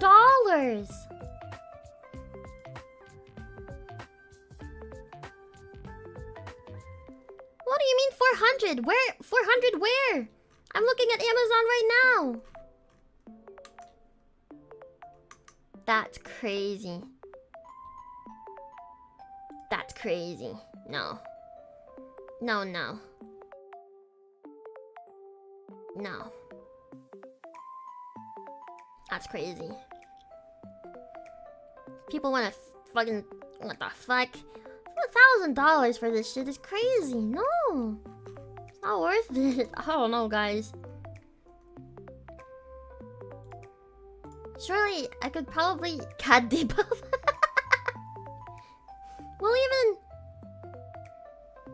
that's what I'm seeing. $1,000. Well, even in CAD, that's crazy. Anyways, no. I feel like if I'm gonna do that kind of stuff, I should just get like a decent mic, right? And get all up in it, like. You like hearing my breathing? You like it when I breathe in your ear? That kind of stuff, you know? I'm sniffing you. Just max the gain on my current mic.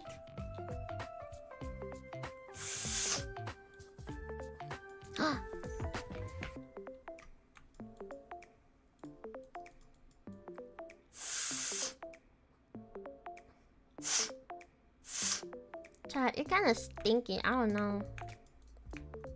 You're a little stinky. Just saying.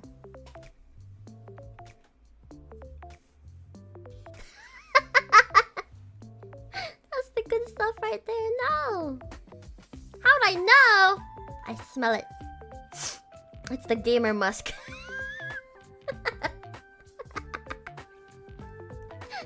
I smell the gamer musk.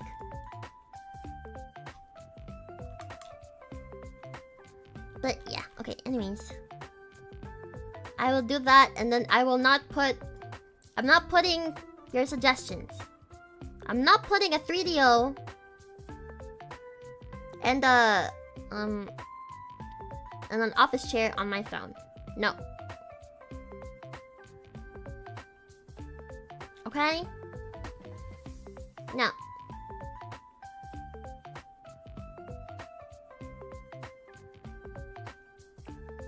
Instead, what's currently on there, I'm happy with for now.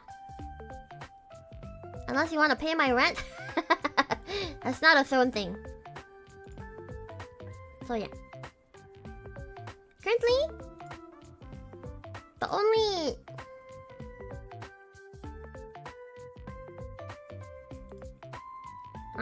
and a bed frame. I really miss having a ukulele. So I'm just gonna leave it there. Leave the ukulele there and hope that maybe by next month or like 2 months, I don't know, maybe someone will be nice enough. Maybe. It's kind of expensive. I'm really hesitant, but yeah. It was your brother's bed frame? Bro. So now that your sister moved, do you get your own room? Because Buffalo Wild Wings on your PC is crazy. I don't know. That's a little crazy. Not to put you on blast or anything, but like, you're nasty. They're nasty, I mean, your brother. You do? Congratulations! You get your privacy! Now you can do all the things you've been wanting to do by yourself! In your own privacy! In your own lonesome, in your own room!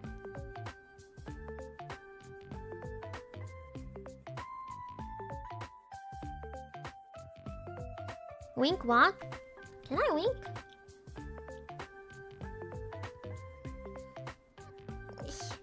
Wait, maybe... Hold on. Hold on.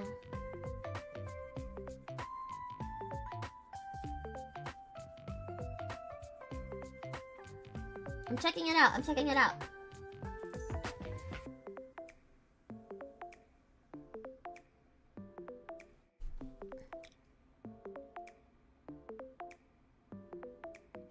I thought I could. Anyway. It's always the pink ones that can't wait.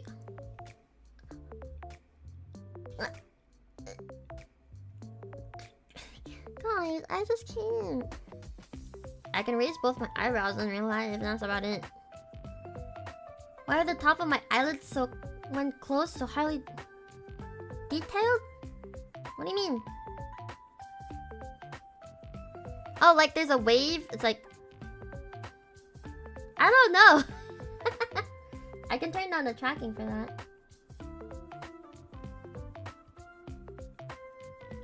There you go.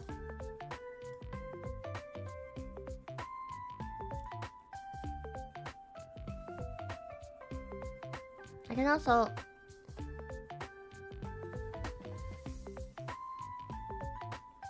I turned up my mouth open sensitivity parameter, and now it just thinks my mouth is open all the time. Constantly going, ah, ah, feed me, ah, food, ah. TVH, my face in general is so highly detailed and expressive. It's crazy. Thank you. My riggers did amazing with the rigging of everything, really. I like my hair. Bounce, bounce. Okay. I don't like the fact that I have a toggle to show my feet. Why is that a thing? Why? Also, when I turn my head,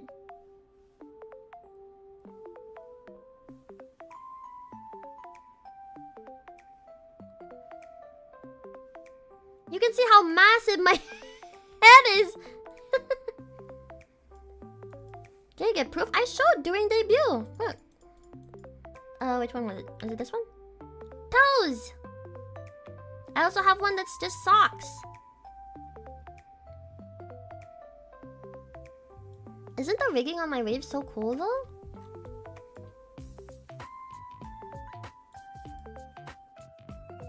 It's so cool.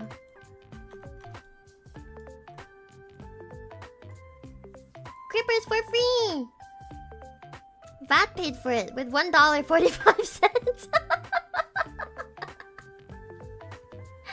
paid for the grippers, guys!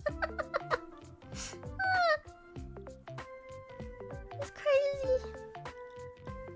The rigger did a good job, especially for the time constraint. Yeah. Both of them did. Both of them did.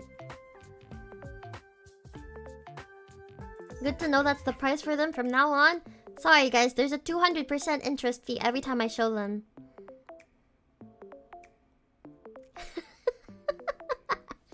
So next time it's 200% more. You wanna see the grippers? You gotta pay 200 times 1.45. But you know I can't do the math to figure that out. Oh yeah, but that's not the point. I don't know, guys. I don't know. What the fuck is 200%? Is it? Stop! Stop! Stop! What did I say? 200 times or 200%? Well, whichever one. Anyway, $200 instead. Let's settle with $200. If you want to see my grippers again, you gotta pay $200. Let's settle with that. Fuck the math. I'm giving you the numbers. $200. $200. You sure a feet bro will be willing to pay for that amount? No, 200. 200. 200.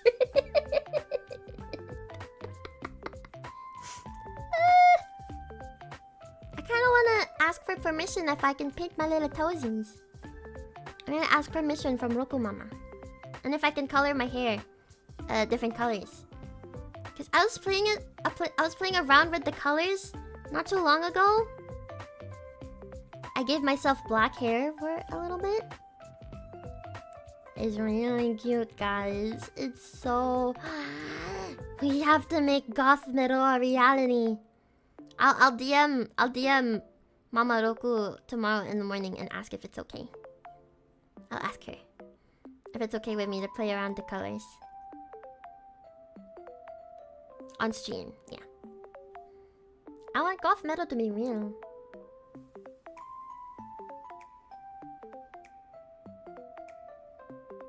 Your wish is becoming real. Yeah, yeah.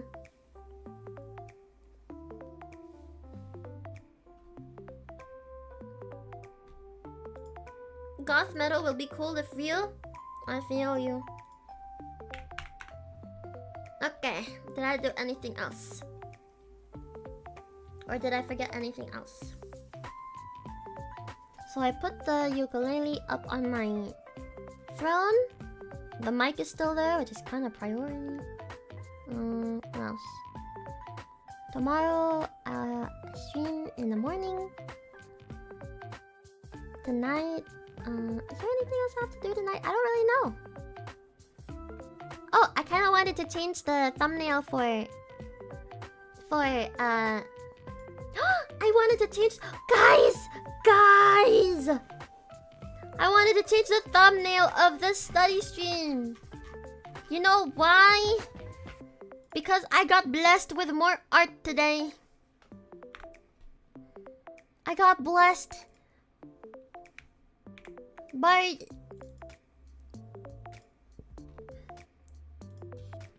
I got blessed by the god himself.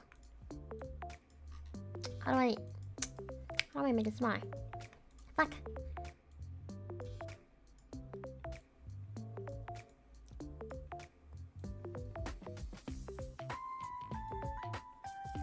I got blessed with school outfit medal. Ah! Look how cute that is. Look how cute. Oh my god, and the stockings are so...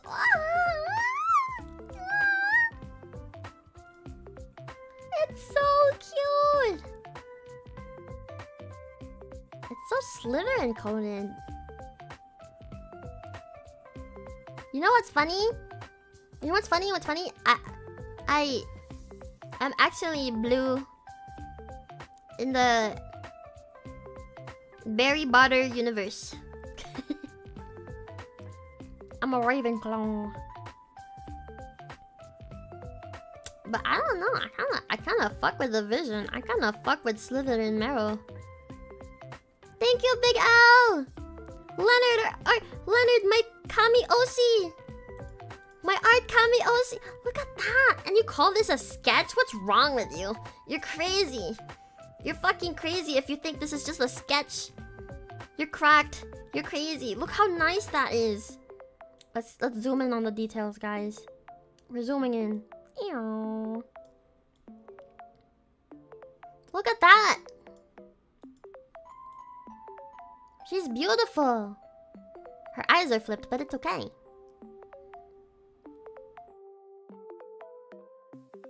Just reverse the picture, guys. It's okay. It's so cute. Holy shit. I have a little Ronnie pin. I have the heart. More hearts. Ah, I love hearts. And then the ribbons. And this big floofy jacket. Okay. Can I just say, I have no fucking idea where to buy a big cardigan like that. If you guys know any brands that has that, like, these really big fluffy cardigans, it doesn't have to be with the ribbons. Just tell me. That's my alter ego. I guess. So my alter ego is a studious little shit. She doesn't look like she studies, does she? Look at the shoes! Thank you. I'm eating good tonight. Look at how beautiful that is. I wish I could find shoes like that. Can I just fangirl a little bit about fashion, guys? This is rare. I hardly ever do because I normally can't afford it. But can I just say, devil inspired. It's so cute. The shoes on Devil Inspired are so cute. Hold on. Google it. Devil Inspired Canada. Where's the shoes? I saw shoes. Hold on, guys. Hold on. Where's the black version of this? And it's on sale! Oh, what would I wear with this? I don't even actually... What am I saying? What would I wear with it? I don't even have money to begin with. Anyways. How do I copy this picture? Hold on. Trying to save it. I wish there was a way to just easily copy-paste stuff into OBS. Screenshots. Okay. Look at that! Those are so fucking pretty. That's so pretty. I kind of wish it was black. I prefer it if words. Wow. I would prefer it if it were in black. They also have tech wear. Tech wear is pretty cool. I don't think I could pull it off, but you know. Can I wear shoes like that without falling over? Yeah. Poor as I may be, I'm actually pretty good in heels. I can run to an extent in heels. If what is this? If it had straps like this, I could definitely run in it. I can run. Leonard grabbing information on random pieces of apparel to slap together into a recipe so he can cook another masterpiece. You know, I was kind of considering if I made a public Pinterest board. Would it be cool? Would it be nice? I don't know. I was thinking of making a public Pinterest board of like outfits that I would love to see on my model. Not whether it's fan art or for actual like second outfit, third outfit ideas, you know? Who knows? That'd be really cool. So you don't have to ask me every time. You can draw me in whatever.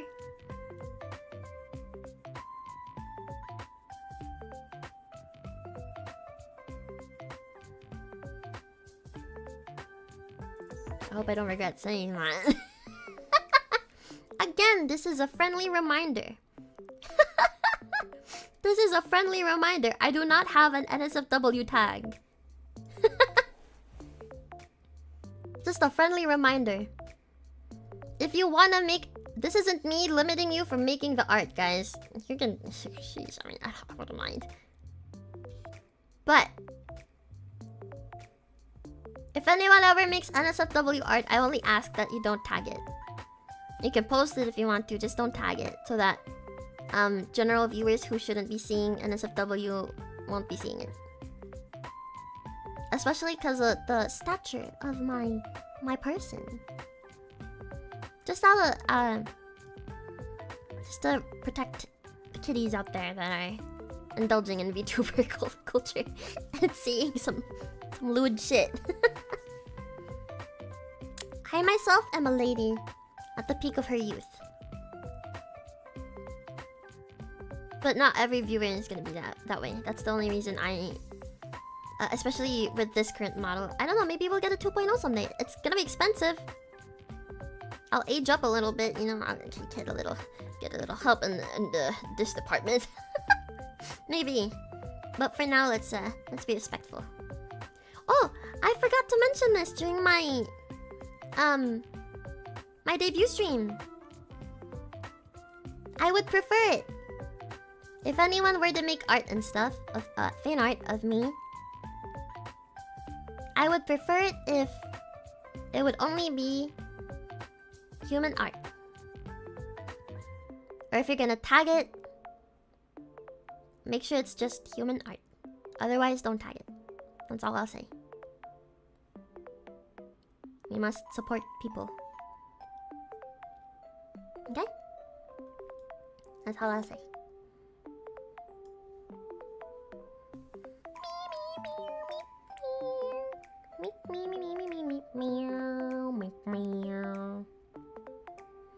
So this outfit, this cute, oh god, it's so slay.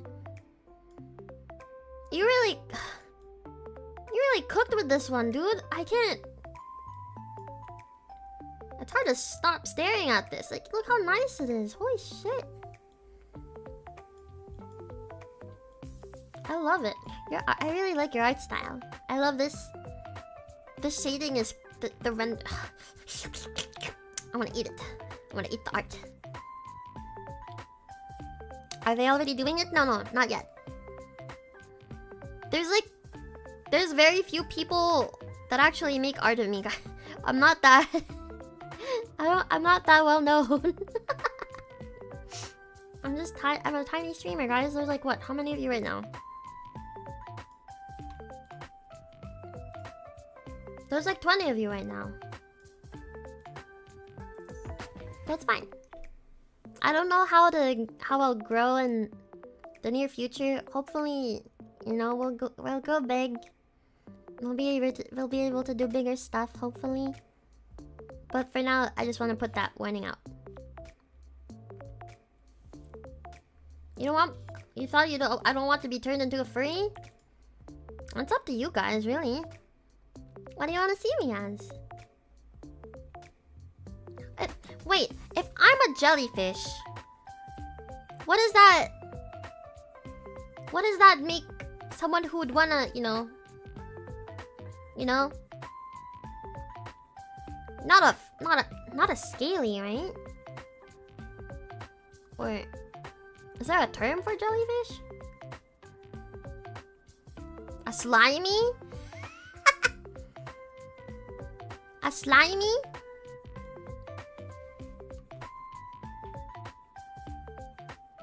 Would that make me a slimy? Do I really want this discussion? I'm say so, guys. I'm say so. I'm say so. Guys, it's been less than a week. I have to beat the allegations. I can't have these allegations so soon. Please. Oh, my chair. I just came out of the fish tank, guys. The body's not even cold yet. I'll turn into... What does that mean? I don't even know what that is. For real? What is that? So soon, so they'll be fine later. When my parents stop watching my streams, it'll be fine. Mom, Dad, guys, I appreciate your support, okay? I really appreciate it. But you both know that my humor is fucked. So if you could kindly... if you can... Don't chat! Don't chat! Don't reply anything! Don't say anything! If you're watching anyways, I actually don't know. But if you're here and you hear me saying all this stuff, please stop watching my streams. I need to breathe. Let me free. Let me make all the jokes I want to make. Yeah, they watch my streams. They watch and they sometimes they message in the group chat about the things I'm saying, and I'm like, well, it's not like I can say these things. It's cute, it's cute. But please set me free. I have to do my thing. Let my thing be set free, please. Stop watching my streams. I've been exposed to the internet for too long. Please, you know I'm corrupted. My mom and I have this joke that I'm absolutely going to hell. Girl, don't I know it? You right. When you're right, you're right. Mom and Dad making sure I'm family friendly. They both know I'm not, though. That's the thing. Right, Mom? Right, Dad? Don't type. If you're gonna type in the group chat. But yeah. I am say so.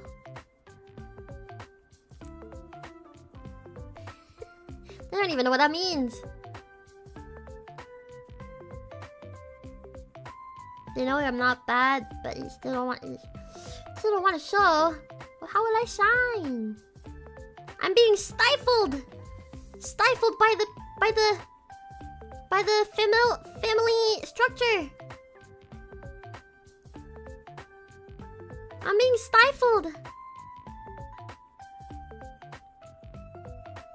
What if I say I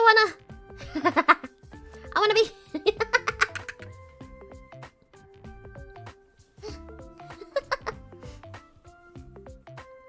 The day they learn more about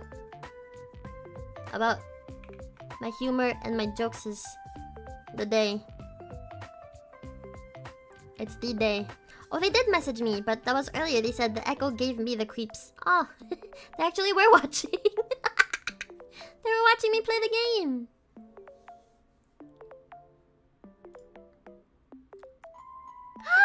Hi! Hi, Raiders! Hi! Jackie, hi! Thank you! How do I... Wait. I must. Hello! Hi! I hope you had a good stream. Thank you for the raid. Let me cute girl wrench you. Hold on. Cute girl wrench. Get wrenched. Cute girl wrench. Hello! Thank you! I hope you had a great stream. I've been here for, oh my gosh, 3 hours and 40 minutes. Wait.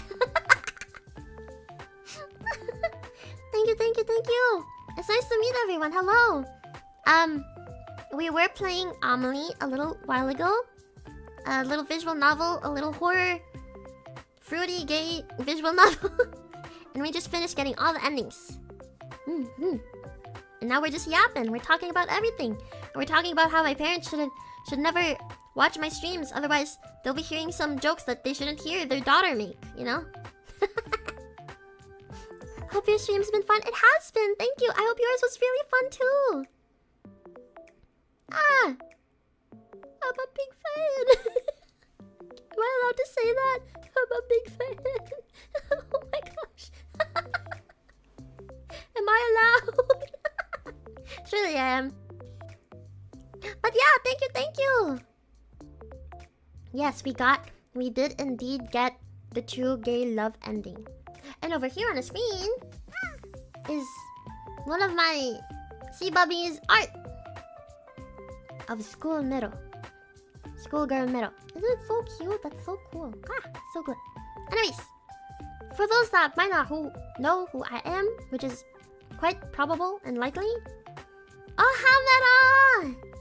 My name is Mero Umiko from Yume Plus's first generation Remedy. Yay! Yippee! I am a jellyfish. Wow! I don't think I'll ever get used to getting raids. I really appreciate it. Oh, thank you. Pleased to meet you. Pleased to meet you too. You're an octopus. Tako. Fellow sea creature.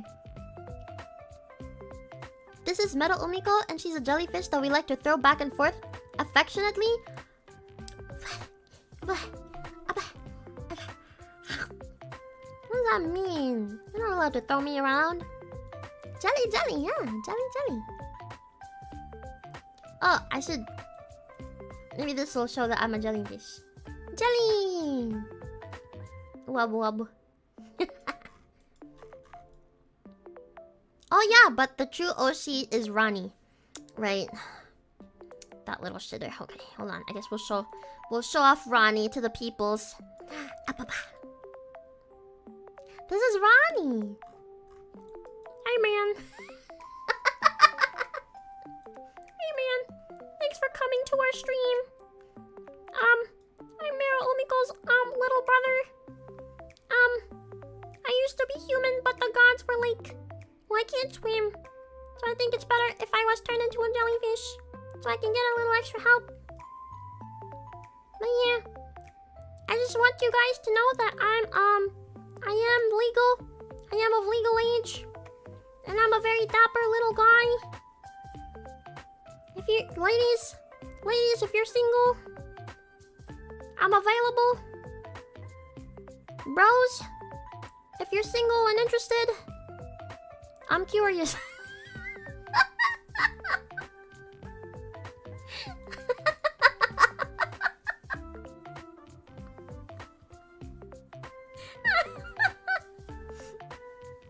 I'm just saying, you can't see them now.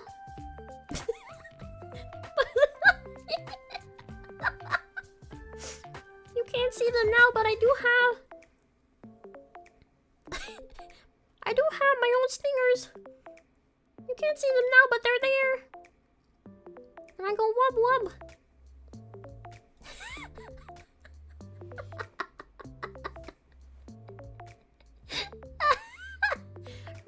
Ronnie sounds like Kermit the Frog. I don't know how else to voice him.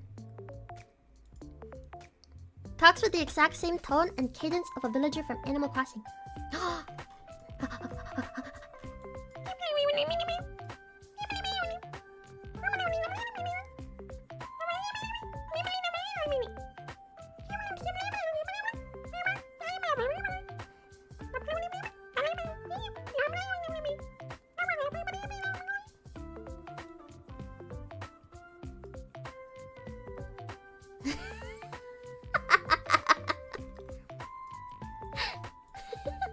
Please buy you dinner first. Ronnie doesn't have money. Ronnie's got no money. He's just got a dapper little hat. I can't even take it off to flip it around so we can get tips. You know, like when you're busking on the street and you have a hat turned upside down so people can throw change at you, and they'll pretend to put the money in the actual hat, but really they hit you.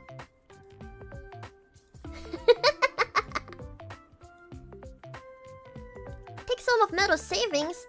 Those don't exist, you silly. You think I have savings? You're silly. You're crazy. You're insane. But I'm glad you guys like my voice acting for Ronnie. Thank you, thank you. Here you go, little chap. Take some to my nice coffee shop. Thank you, Anna.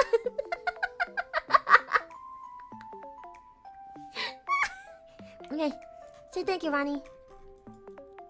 Hey man, I gotta say I'm really thankful. I don't think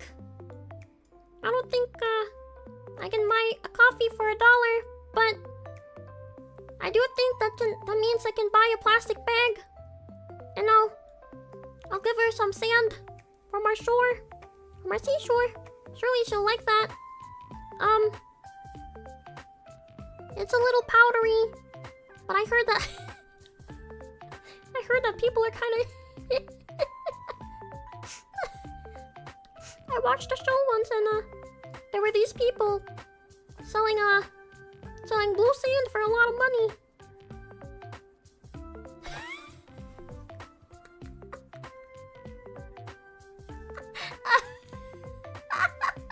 I apologize.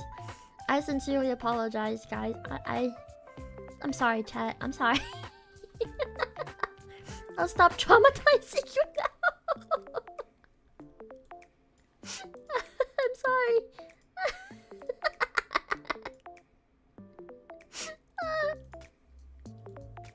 Voice acting? That wasn't his real voice?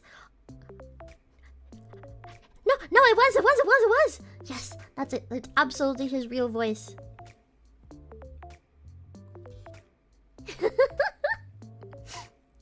But wouldn't you prefer if Ronnie sounded like, hey man, my name's Ronnie. Ronald for short. Ronald for long. Ronald Umiko. Okay, buddy. Here's more for a gas station.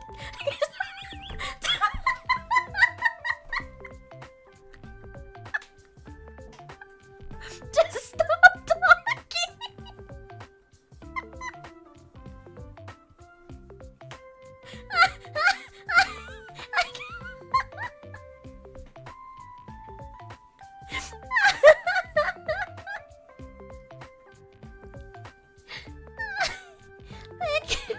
Thank you. Can't breathe. Okay, he'll stop. You'll shut up now. Go away, Ronnie. You've been given hush money. You've been given hush money. Thank you for the gas station money. Thank you. I appreciate it. Also, I don't know, you guys shouldn't complain. None of you should complain. Wouldn't it be better if you sounded like, hey man? Wouldn't it be better if you sounded like that as opposed to my other dude voice? Hey man, my name's Ronnie, and I'm really interested in the human body, and now that I'm a jellyfish, I can have I have my little tentacles to.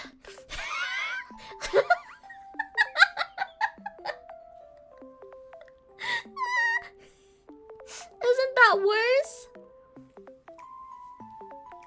Isn't that worse? Is it preferable to a high school boy that hasn't gone through puberty? What do you mean? Do I not sound like my balls dropped yet?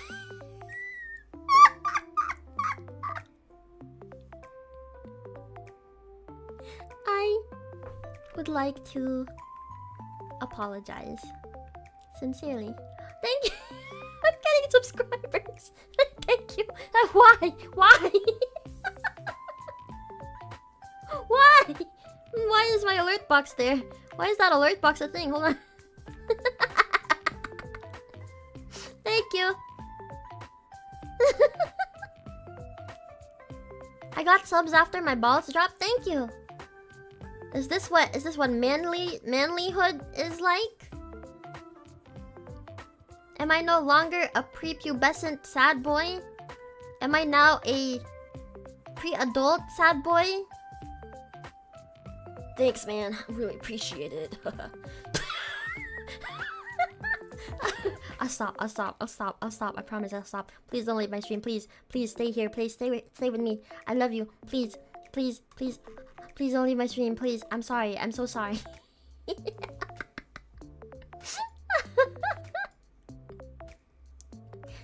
Bro got transformed into a tentacle. Harsh ketchup sounded at. The Lilika's coming out. Yeah. For those that weren't here, we were playing a visual novel earlier, and there was this one character. Her name was Lilika. She's a bit of a yandere, and she'd go like,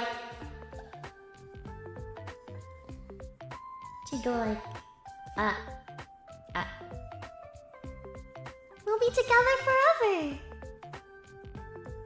You're mine.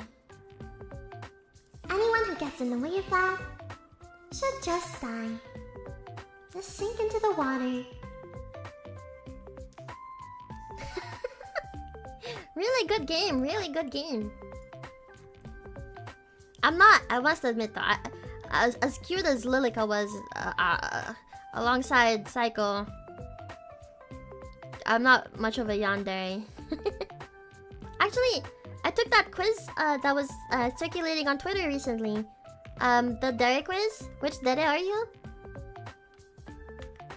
I got mega dere? I didn't read too much into it, so I don't know what that means. Lilika's crazy? A little bit. Just a bit.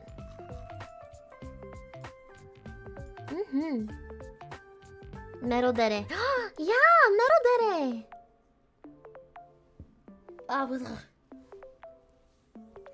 I'm basically a big fangirl? Really? I don't think that fits too much. I'm kinda... You know what? Okay, guys. What are the dere types? I'll tell you which one I am when I read into it. Hold on. Let's see. What the heck? There's so many. If I wasn't a mega dere, what do you guys think I am? I'm gonna get this girlie back in here because she's so cute. The art is so pretty. So pretty.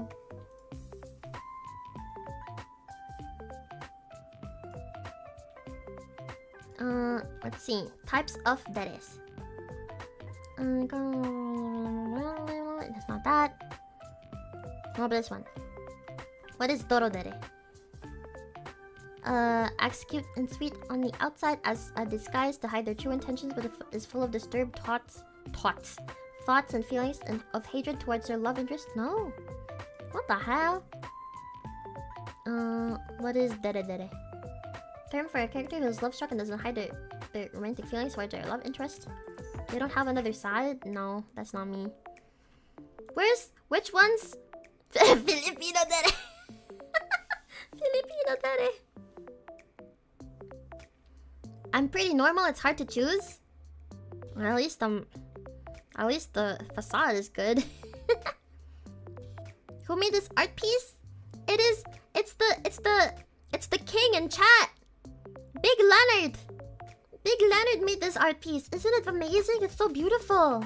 It's on Twitter. I reposted it. Please give it love. It's so beautiful.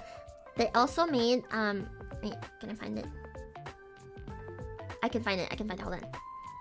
Not only that, I didn't get a PNG for this one, but oh, jump scare. Sorry. How do I make it smaller?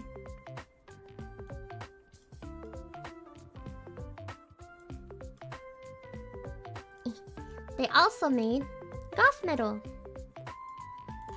So, yeah.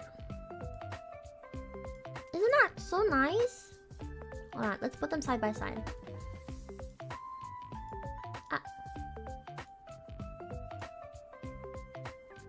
Isn't that so nice? That's so cool.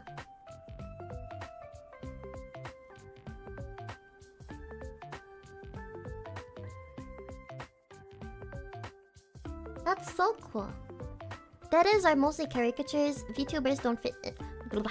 VTubers don't fit it that much because you are actual human beings unless you are playing a character. I mean, I think that is, while they are mostly over-exaggerated caricatures, they are like still kind of a, I guess, a good basis or reference for not really stereotypes, character types, archetypes of people. Some people do align with these data types. But me personally, I don't know. Even if playing a character, am I playing a character? I don't know. For me, it's hard to tell if I'm playing a character. I have a hard time telling. Mostly because it's like, whenever I'm streaming, I feel like my brain is like, you know, it's like, ugh. But in real life, I try to keep to myself. I'm a little shy. So in terms of character, I don't. The only change is that I'm quiet and I'm quiet in real life. But when I'm streaming, I don't know what character to fit. That doesn't come to me too easily. Playing a role doesn't really come to me too easily, especially when I'm gaming. Like, how am I gonna fucking play a role if I'm gaming? You know? It might just be me. It might just be me. Hiyakasudere? Because it teases too much? I have to look into that. H. I only see himedere. Yeah. I don't see it. But if that's what it means, then sure. I am Mero Dere. Yeah! Mero Dere! I am a caricature of myself. Real. For real.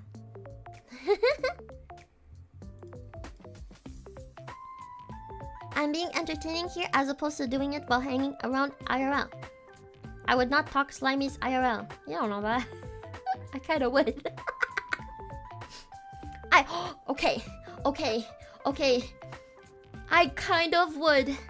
The only difference is that in real life, I don't have anyone to talk to. In real life, I don't have a lot of friends.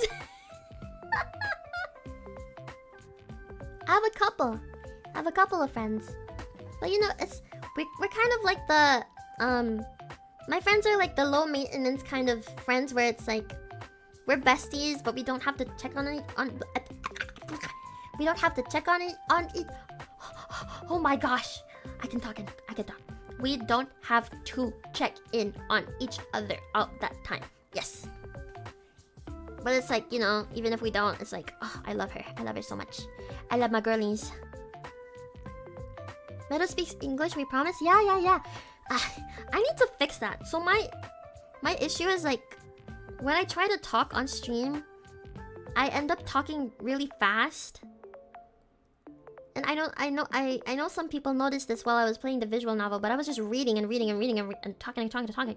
And to the point where it's like, my mouth gets tired. And I don't breathe. So I end up getting like burpy. I need to fix that. It's because I just want to keep like yapping. There's only so much time in the world and I want to yap as much as I can. Literally look at it. We're almost streaming for 4 hours. We've been yapping for an hour and a half. English major? I'm not an English major. I just have a teaching certificate. That's all. Multiple English teaching certificates. They're a lot easier to get than you think, guys. I was supposed to move to Japan to become an English teacher, and then COVID happened. But I am not an English major now. Actually, I don't really have to hide it. I already talked about it in Discord, but I am an IT major. IT/business. Like the business side of IT, technically. There's like no actual program name. It's just their own thing, and I'm not gonna tell you what it is, but you know. IT, wow!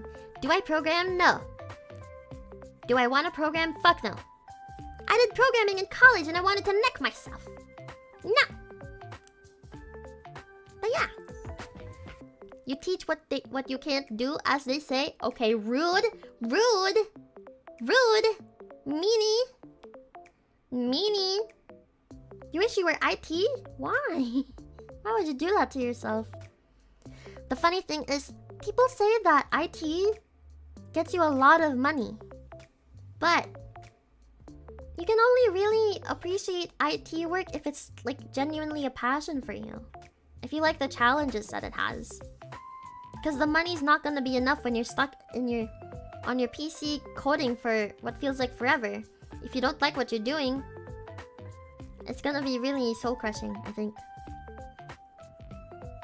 CS dropout here, boy, do you hate coding? I feel you, buddy. I feel you. Do I like the challenges? How do I say this? If I'm not good at math, and math is based on logic, and at the same time, if programming was based on logic, you know how that goes. Programming was horrible for me. Absolutely horrible. And the worst part was like, thank you. The worst part was, we were being taught to do full stack programming. So one, I was already fucked to begin with. I can't do these database thingies. You know, I was okay with CSS. That shit was fine. And then we hit Java and object-oriented programming. I wanted to unprogram myself.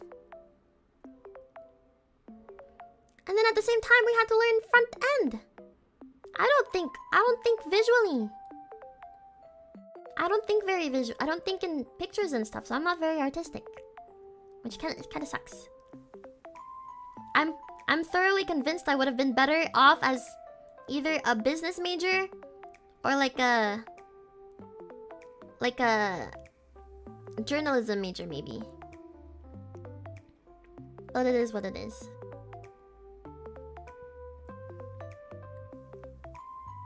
You're sad you don't have any programming classes this semester since cybersec classes admittedly very surface level.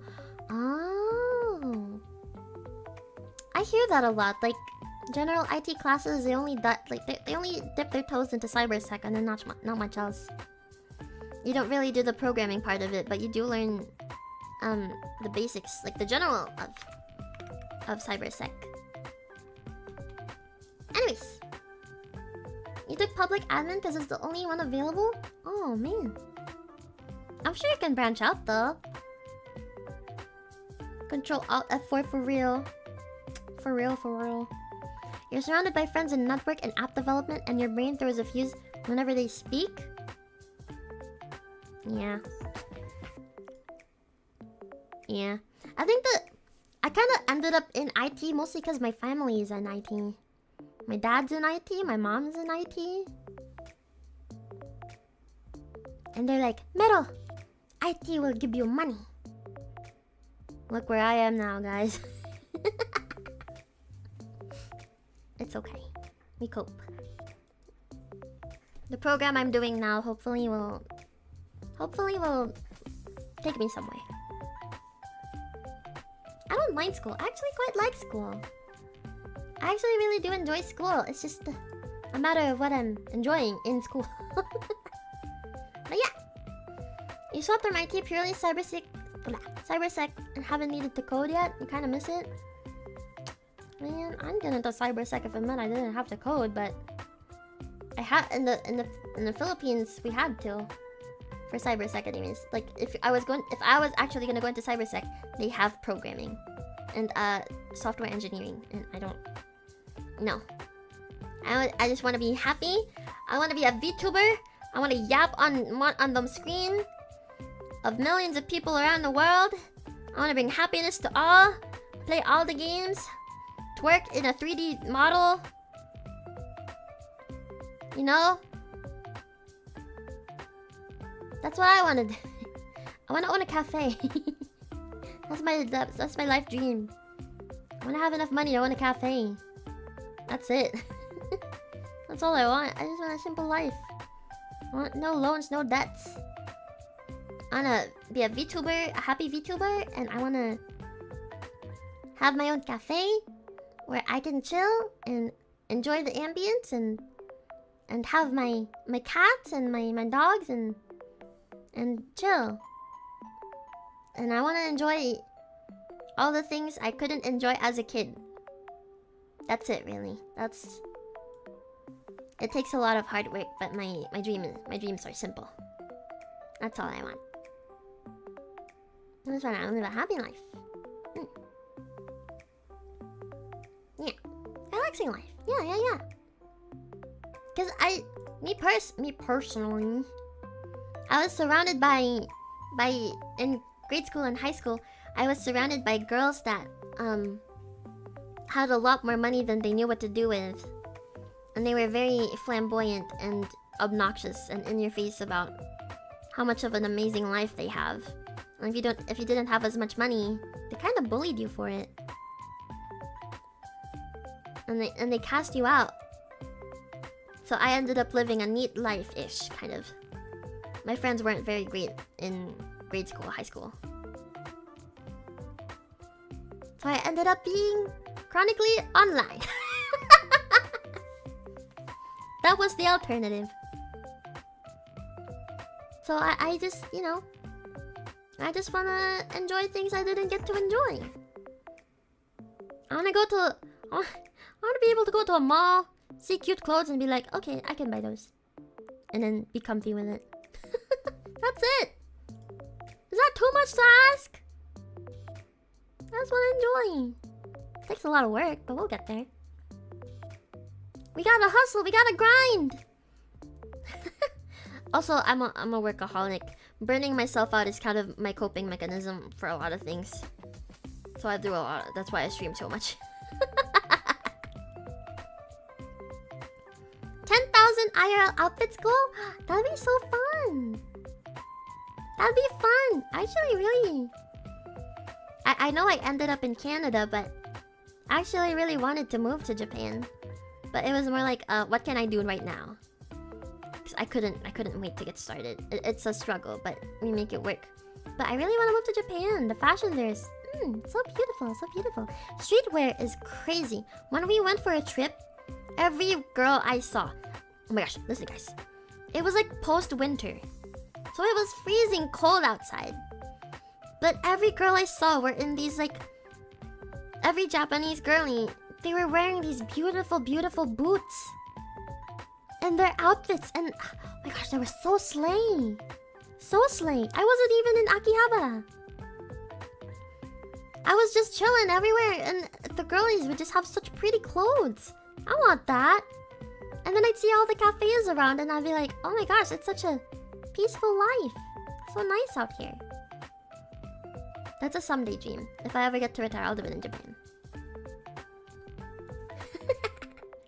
Ended up ranting about IRL life things. Yeah, I apologize. Also, my throat, my voice, it's gone! Yippee! It's shot. It's shot. It's actually shot. When did 2 AM get here? That's what I'm wondering. Didn't I say we finished the game at around 12-ish? And now we've been yapping for 2 hours. Oh well. Well, guess what? Too fucking bad. It's my stream. I can yap however much I want. I shouldn't, because I have a stream in 6 hours. We're studying tomorrow. I mean, later. Okay. I should actually end stream because my throat is actually dying now. So, thank you guys so much for stopping by and playing Amelie with me. I'm so happy that you actually enjoyed the story. We will be playing another visual novel from the same dev team next week. I'll release my schedule, I think maybe tomorrow. I'm glad you guys liked it. Really. And for all the people that came here from Chiaki's raid, thank you. If you're still here, thank you for sticking by. I hope I see you again. I hope I see you again in the next stream.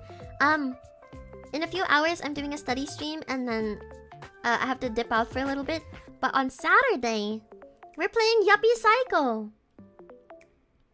We're playing a pixel horror RPG game, and it's, oh my god, it's such an amazing game. I hope you guys know what it is. But it's really one of my favorite games ever. It's really cool. So I hope if you guys are interested in seeing that, I hope I see you in stream again on Saturday. But other than that, thank you so much for sticking around. I hope you enjoyed Yaki's stream, and I hope you stick around mine as well someday. And I hope you see you guys in the future. Thank you. Really appreciate it. Yeah, thank you, Katadons. Thank you. Thank you. Okay.